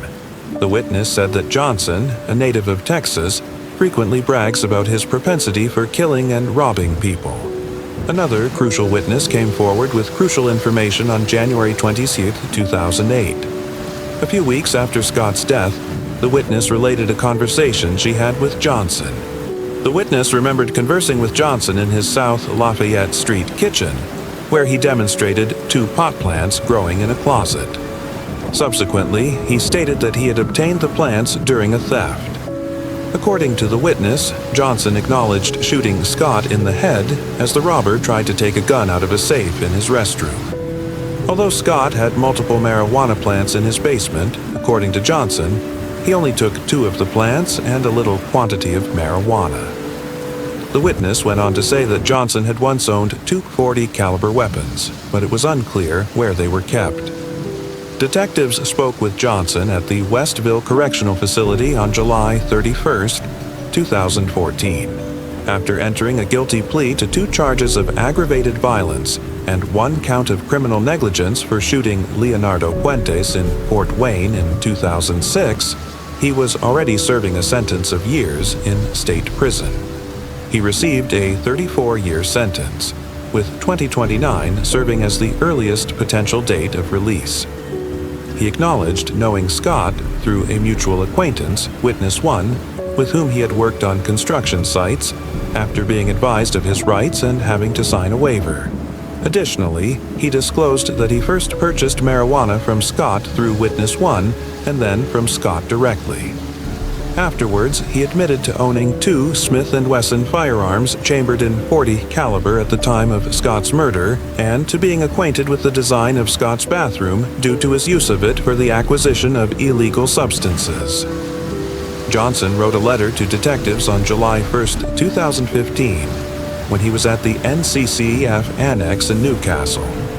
He wrote in the letter that Scott had been executed by his gang, Northern Vados Locos, for stealing money and marijuana. He claimed that even though he was aware of the offender's identity, the gang's rule of silence prevented him from telling anyone.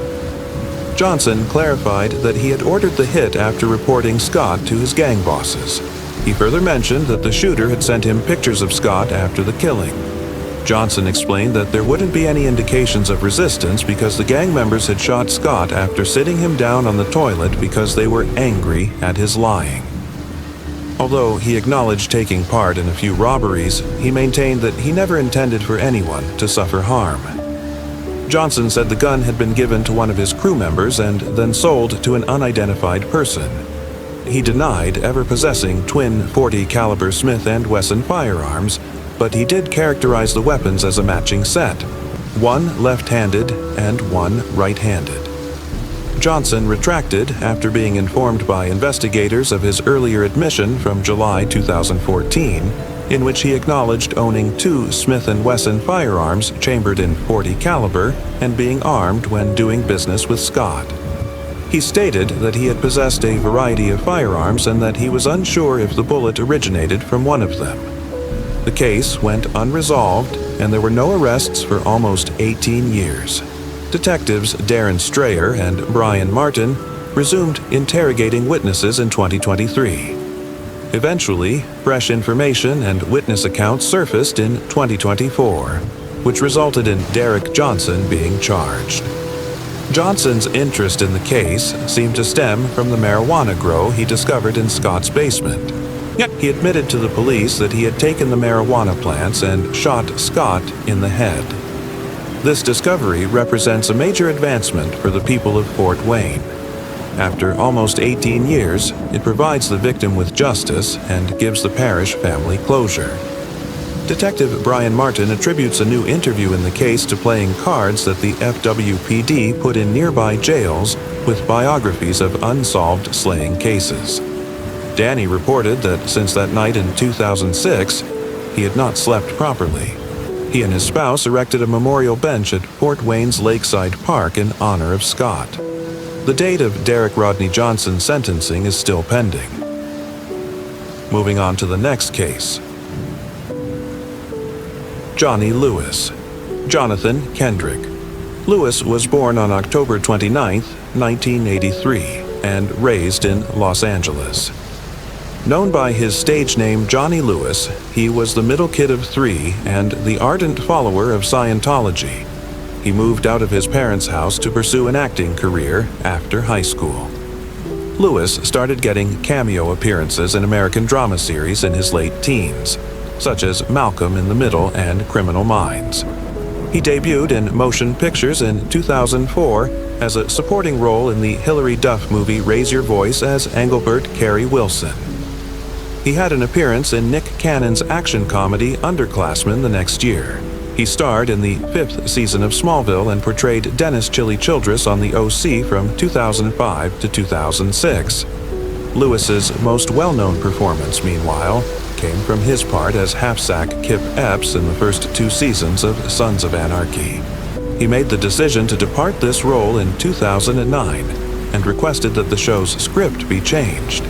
Kurt Sutter, the show's creator, observed that Johnny wasn't content. He truly wanted to be released from his contract creatively.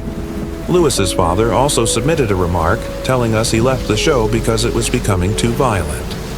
As an artist, he didn't want to convey that. Following his departure from Sons of Anarchy, Lewis continued to work on his debut novel, which was purportedly about a great musician in San Francisco, while making appearances in a few low-budget and short films. He seemed content to live off the money he had previously made. He learned that his girlfriend was expecting around this time, but the couple had broken up by 2010. For the benefit of their daughter, they tried to cohabitate, but Lewis eventually walked out. The two then got involved in a protracted and agonizing custody dispute, which he finally lost. Lewis lost control of his motorcycle and crashed before the end of October 2011. He was examined by hospital officials for signs of a concussion, but they found none, so he was released. However, the 27-year-old's actions after the accident worried others who knew him. Lewis's father urged him to get more MRIs as his conduct grew more odd and erratic, but Lewis consistently refused. Even worse, he quickly grew violent as a result of his odd conduct. Lewis went for a walk on January 3, 2012, after leaving his Northridge parents' house. He moved across the neighborhood while wearing pajama bottoms and a t-shirt, but he soon heard what he believed to be cries of agony coming from a nearby unit. The house was empty when he made the decision to break in.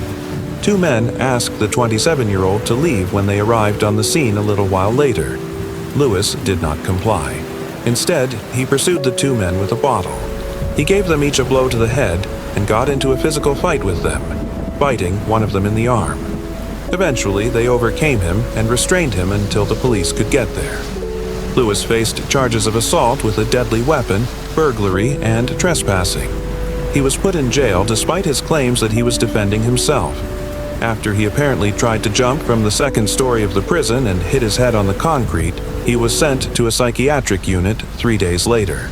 He was placed in mental treatment for 72 hours. His primary complaints on his discharge report were suicide thoughts and blunt head trauma. Lewis was released from custody after 8 days. He had 2 black eyes when he got home. Recalling him, his sister says he appears to be a wounded, shattered animal. His relatives saw that he was averse to light and that he didn't want anyone to touch or approach him. Eventually, he disabled the fuse box in the home so that the lights could never be turned on. Unfortunately, the actor's situation never improved. In the weeks that followed, he made an attempt on his own life, leaving friends and relatives to take turns watching over him and making sure he never went out on his own. After about a month, his family decided he was more stable and gave him permission to live in Santa Monica by himself. However, on February 10th, less than 2 weeks later, he was taken into custody for striking a guy outside a business. He was admitted to the hospital for hypothermia after walking into the Santa Monica Ocean while fully dressed after being freed on bond. He was detained again on February 18th, 1 week later, for trying to break into a woman's house this time. Once more, he was freed on bond. After a few months, friends remarked in May 2012 that they had failed to identify him, characterizing him as having, quote, "a look I've only seen in disturbed veterans of war." His recollections were disorganized. He wavered between simple, coherent speech and incoherence. Lewis was given prescription drugs for bipolar disorder and schizophrenia, but he refused to use them. His dad mentioned that he was never given a definitive diagnosis. Did he have an undetected brain injury, or was he suffering from some sort of mental illness? At the time, a probation officer expressed concern for the defendants and the community's welfare, stating that Lewis seemed to be experiencing mental health problems and that he would, quote, "continue to pose a threat to any community in which he may reside." When 28-year-old Johnny Lewis was discovered dead in the writer's villa in Los Angeles on September 26, 2012, the situation eventually came to a head. He had returned to the villa at some time in 2012 after staying at the bed and breakfast in 2009. Actors, writers, and directors were among the rising stars of Hollywood who lived on the 81-year-old Catherine Harris's home. Not only did the police find Lewis at the site, but they also discovered his murdered landlady and her dead cat, which had been dumped on the bathroom floor. After Lewis had viciously attacked the neighbors and they heard Catherine screaming, the LAPD was dispatched to the site. Her left side of her face was completely destroyed during the exceptionally horrific murder, according to the coroner's report, and a subsequent autopsy revealed that she had died from manual strangulation and blunt force injuries to her skull. Her upper jaw was split open, and her nose was split down the middle. Her left face had 4 puncture marks, most likely from the mechanical pencil that was discovered next to her. Lewis, on the other hand, had attacked his neighbors and run back to Catherine's land before plunging through the roof or garage and dying on contact. Despite the theory that he had drug-induced psychosis at the time of the attack due to his history of substance misuse, his autopsy showed that he had neither alcohol nor drugs in his blood when he passed away. Since there was no proof that he had been pushed or that he had jumped from the roof voluntarily, his death was declared accidental. Although the reason for Catherine's attack is unknown, there is a report floating around among her acquaintances that she confronted Lewis about cutting off the electricity in her house, which resulted in Lewis striking her multiple times before strangling her. Although a hammer was discovered in his room, it's not known if he utilized it. Lewis may have kicked Catherine's skull before becoming enraged at her cat, according to investigators' theories. Family members and friends were shocked to learn of Lewis's passing and his final acts. Creator of Sons of Anarchy. Kurt Sutter tweeted upon his passing, describing it as a tragic end for a very gifted man who had, regrettably, lost his way. Though I wish I could claim I was taken aback by what happened last night, I wasn't. I sincerely apologize for putting an innocent life in his path of destruction. It's a day of awareness and thanksgiving as well as sadness, yes. Sadly, some of us pass away in order to spread the word. Moving on to the next case. Alisa Yelchin. A grandfather and his grandson went squirrel hunting on September 10, 1987, in the woods off of Liberty Road 22100, close to Mount Hope Cemetery in Youngstown, Ohio. Unfortunately, the finding of a human skull and other bones resting on the surface ended their time spent bonding. After being dispatched to the area, the Youngstown Police Department launched an investigation to identify the remains. The investigators were assisted by the Department of Anthropology at Youngstown State University. They were able to ascertain that the remains most likely belonged to a black male who was between the ages of 30 and 44. And who had maybe spent 3 to 5 years in those forests. Sadly, no more evidence was found, and no leads materialized, therefore the case was closed. They called the unidentified man the Youngstown John Doe. A young woman wanted to talk to investigators at the Youngstown Police Department, so she called in August of 2021. You can call her Alisa Yelchin. She recalls viewing the skull and bones in the lab while she was an anthropology student in the early 2000s. The idea that the Youngstown John Doe was someone's child was one that Alisa could not shake.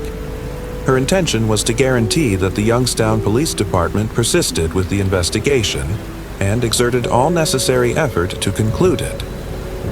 Following that, Detective Sergeant David P. Sweeney assumed command of the case. The remains were submitted to the Ohio Attorney General's Bureau of Criminal Investigation in late 2021, so that DNA could be extracted. Next, a fresh facial reconstruction was made, and the Youngstown John Doe was added to NAMUS, the National Missing and Unidentified Persons System. Before we continue, we want to remind you that only a small percentage of people who watch our videos are actually subscribed. So if you enjoy our content, consider subscribing. It's free and you can always change your mind later. Now, let's move on with the video. Additionally, Detective Sergeant Sweeney circulated leaflets and solicited tips around the city. At that point, it was decided to transfer some of the remains to Othram Inc. to see if they could help with the investigation and provide fresh clues. The Othram team informed the Youngstown Police Department in January 2023 that funding was available for the case through the Porchlight Project. Established in 2018, the Porchlight Project is a privately funded nonprofit that provides advanced DNA testing and genetic genealogy assistance to agencies, mostly in Ohio. Using forensic-grade genome sequencing, Othram was able to successfully extract DNA from the skeletal remains and create a thorough DNA profile fit for genealogical study.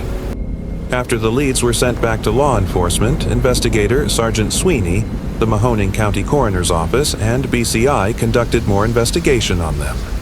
This confirmed the identification of Youngstown John Doe that the genetic genealogy study had shown.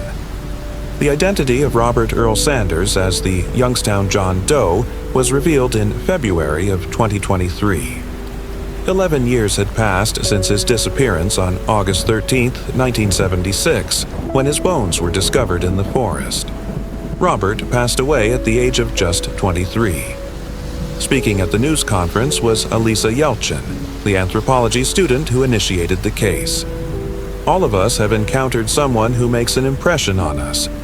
You simply cannot forget them, their countenance, their demeanor, whatever they may be. I first encountered my person in a forensic anthropology class at the beginning of 2000. But instead of sitting beside me, he was in front of me looking like he belonged in a lost and found box, and he had the most beautiful smile I had ever seen. It had always eluded me who he was. It bothered me to wonder what he looked like. It is recommended that anyone with information on Robert Earl Sanders call the Youngstown Police Department at 330-742-8900. Moving on to the next case. Barbara Faye Villarreal. The community of Garland, Texas, saw a negative transformation in November 1986. Her husband discovered Barbara Faye Villarreal's lifeless body. Despite extensive inquiry, no clues were found, and the case was closed. Before someone Barbara knew well was arrested in this case, more than 3 decades would pass. Barbara Faye Villarreal was raised in the rural areas of Indiana as a member of a large, close-knit family. She enjoyed a straightforward and contented upbringing, swimming in the neighboring lake and riding her bicycle to her grandparents' corner store to buy lollipops. She is described as perfect, intelligent, compassionate, and sweet by a close friend. From her mother's marriage to her father, who died when she was only a few years old, she was the youngest of 4 children. After divorcing, her mother had 2 additional children. With so many relatives, Barbara's large family was her home for most Sundays and holidays. She enjoyed spending time with her Pomeranian, Cammy, and sharing recipes with her family. Officers from the Garland Police Department responded to a disturbance report at a residence in the 36100 block of Colbath Street on November 7, 1986. When they got there, they discovered 27-year-old Barbara Faye Villarreal's lifeless body in one of her home's back rooms. Her several stab wounds claimed her life. The big kitchen knife was discovered close to her body, according to police. Domingo Diaz Villarreal, her 32-year-old spouse, was taken into custody on suspicion of killing that evening. Following their interrogation, the police declared him not to be a suspect in the crime. There was something wrong with his wife, he told the neighbors, and he had found her deceased. He requested them to call the police. After being removed from the scene, DNA evidence was added to the CODIS database. 2 years later, in 1988, her husband was shot and killed in Mexico. Then the cops found out that Jesus Canales was truly his real name. The FBI and Garland police investigators pursued a number of leads over the years in both the U.S. and Mexico, but the case was unsolved for many years. The suspect was identified in 2023 by the Garland Police Department using cutting-edge technology, such as DNA genealogy. The 85-year-old brother of Barbara Canales, Liberio Canales, had DNA that matched that taken from the site. One Canales family member's DNA was found in an open database. Canales was known to reside at a house in the city, according to the Lovington Police Department in New Mexico. According to the agency, Canales entered New Mexico after crossing the border from Mexico to spend his birthday with family. On July 18, 2023, Lovington Police Department put Canales into jail without any problems. After that, he was charged with taking someone's life and placed under arrest at the Lea County Detention Center on a federal warrant. Detectives claimed that Canales confessed to killing Barbara because of a family argument while he was being held. A $1,000 bond has been posted for him. According to court documents, on August 18th, Canales was placed into the Dallas County Jail after being extradited back to Texas. In a statement, the police department expressed gratitude to the Lovington, New Mexico Police Department, the Lea County Sheriff's Office, and the Dallas FBI Violent Crimes Task Force for their assistance in resolving the cold case and providing closure for Barbara Fay's family. Now that Barbara's death was unexpected, her family can finally come to terms with what happened and start the healing process.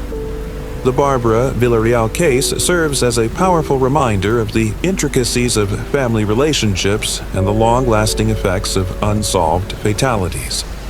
It also emphasizes how crucial it is to keep going after justice, no matter how much time has gone. Not only is Barbara's lawsuit resolved, but her legacy lives on in the affection and memories of those she left behind. Canales was given a 20-year prison sentence in a Texas prison on March 12, 2024. Barbara's family delivered a powerful letter shortly before Canales was taken away, saying that they would never again allow him to consume their thoughts and that they should always view his existence as a blessing. Inside the courtroom, Canales was admonished by Jennifer Dunderman, Barbara's sister-in-law. "You spent 37 years living your life as if nothing had happened. You not only stole Barb's life, but also a small portion of everyone she was acquainted with." Mark Dunderman, Barbara's brother, stated the following: "Still, nothing truly changes as a result. Even though our sister is still missing, it's good to have closure." According to Leighton D'Antoni, the head prosecutor for Dallas County, they might have committed some evil deeds in the past. They are aware that they will eventually meet their maker. That does, in my opinion, assist people in admitting guilt and accepting responsibility. At 93, Barbara's mother is still living. She placed a great deal of importance on living to witness the day when her daughter's killer is found guilty. Moving on to the next case. Dujuan Sims. Possibly one of the most heartbreaking, unresolved cases in Michigan's history is the disappearance of 4-year-old Dujuan Christian Sims. It is also full with unsolved questions, conjecture, and rumors. On December 11, 1994, Dwayne vanished from sight. He disappeared somewhere along the hallway between the Target store and the main portion of the mall at around 2:30 p.m., according to his mother, Dwayne. The two had visited the Wonderland Mall in Livonia together. Not much else is known regarding the precise events surrounding Dujuan's disappearance. The moment investigators heard Duana's account, they became skeptical. Shortly after the disappearance, they gave Duana 2 polygraph exams, and she failed both of them. It is important to remember that most courts do not accept the results of so-called lie detector tests, and they are not infallible. Nevertheless, authorities think Duana had a problem. They have expressed their belief that Duana was never in the mall on multiple occasions.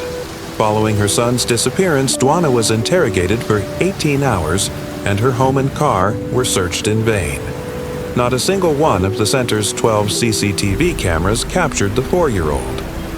Duana allegedly pointed to a mother and child and exclaimed, "That's me and Dwayne," when she saw the video.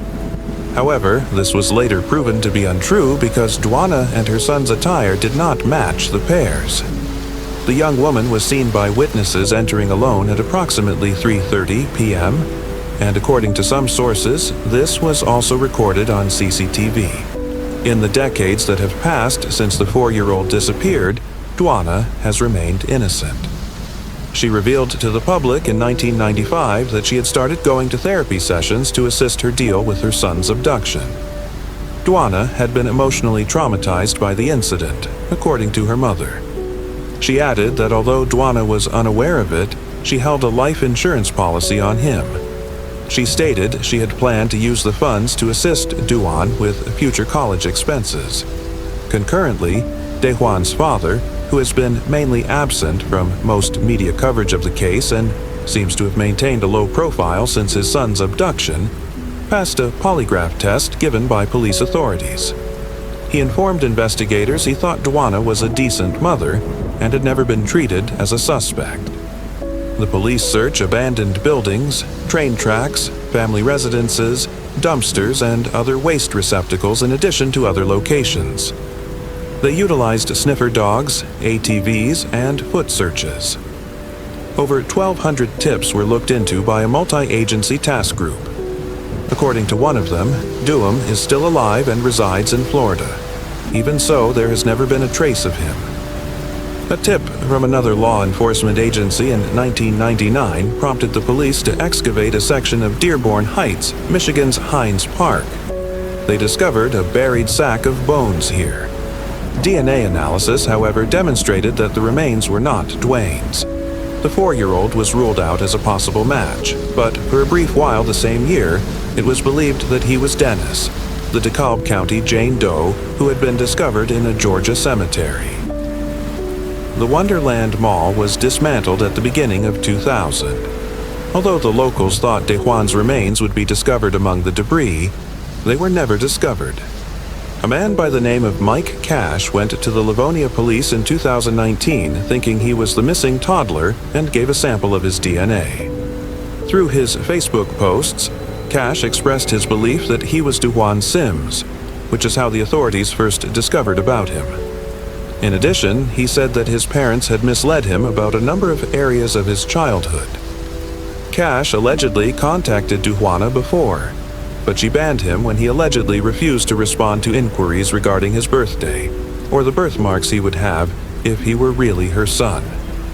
DeJuana expressed discomfort with the suggestion made by the authorities for the two to meet. She did, however, provide her own DNA and appeared to assist with the inquiry. But since the lab where Cash's DNA test was conducted closed during the 2020 pandemic, the results are still unknown. Dwayne and the authorities expressed their skepticism towards Cash's assertions. Over the years, there hasn't been much development in DeJuan's case. After he vanished, DeJuana relocated to North Carolina, where she got married again and had 2 more kids.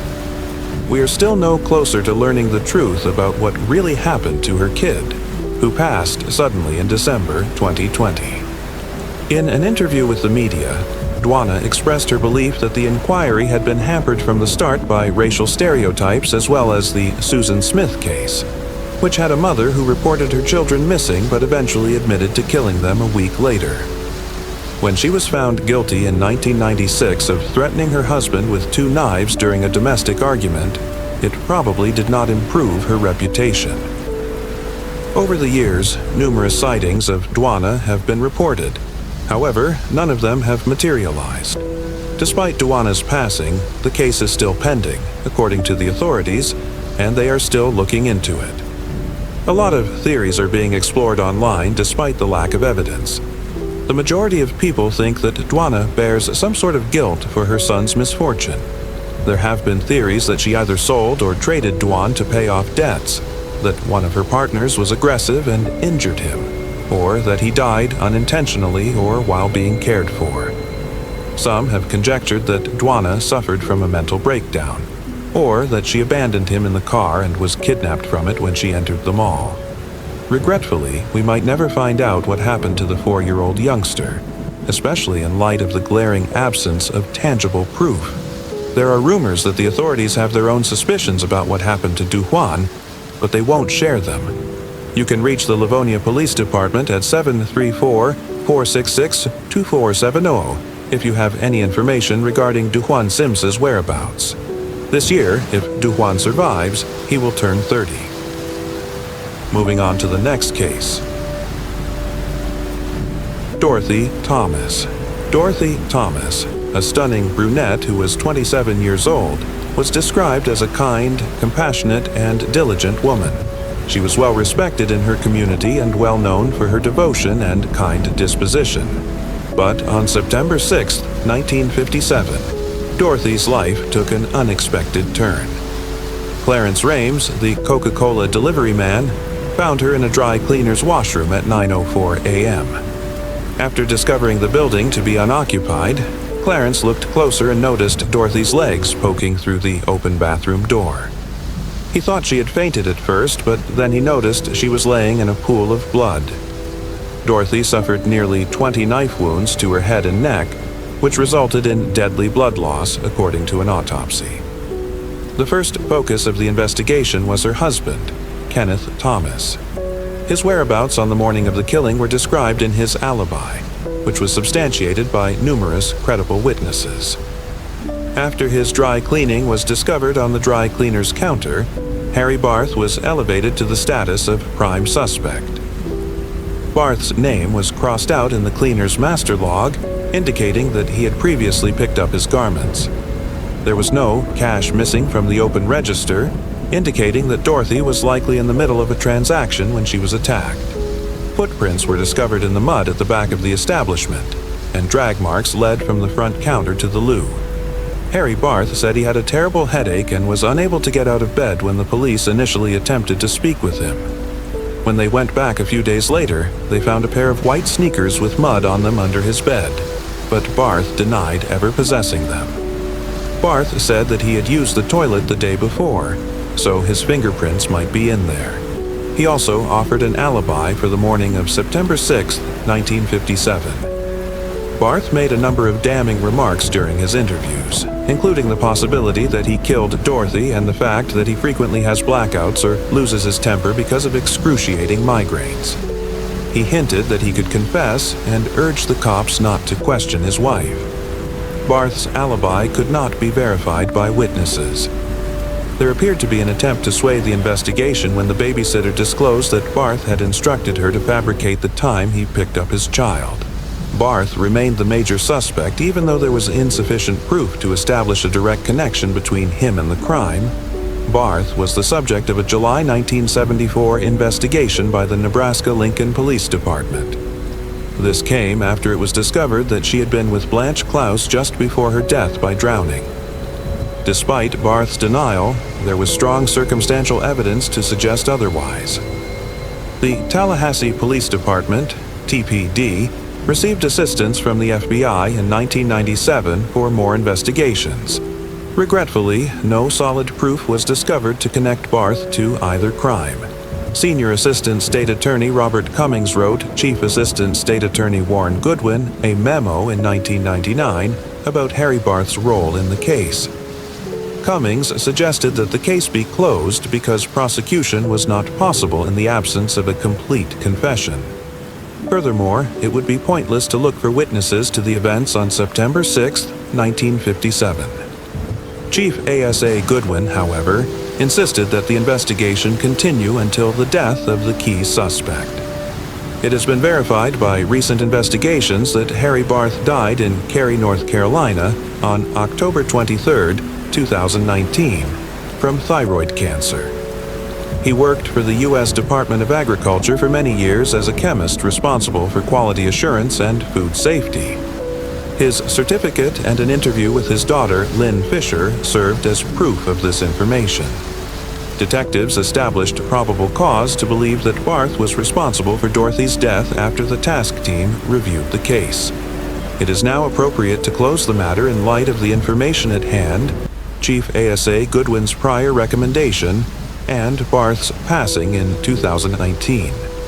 Her town has been plagued by Dorothy Thomas's terrible death for many years. In-depth investigations were conducted, yet justice was never done. Following the death of the main suspect, Harry Barth, in 2019, the investigation was declared closed as of 2024. Dorothy was a light that went out too soon, but her generosity and devotion will live on. Detective Mark Ray then made 2 different phone calls after the TPD ultimately closed the case. He was able to inform Dorothy's great-nephew, who resides out of state, that his aunt's case has been closed over the phone. The phone call, he claimed, was relieving. It's always a nice thing to offer some closure. He also gave Barth's daughter a call, to which she answered more incredulously. He gave her a callback option in case she had any questions, but he hasn't received a response. Thanks for watching.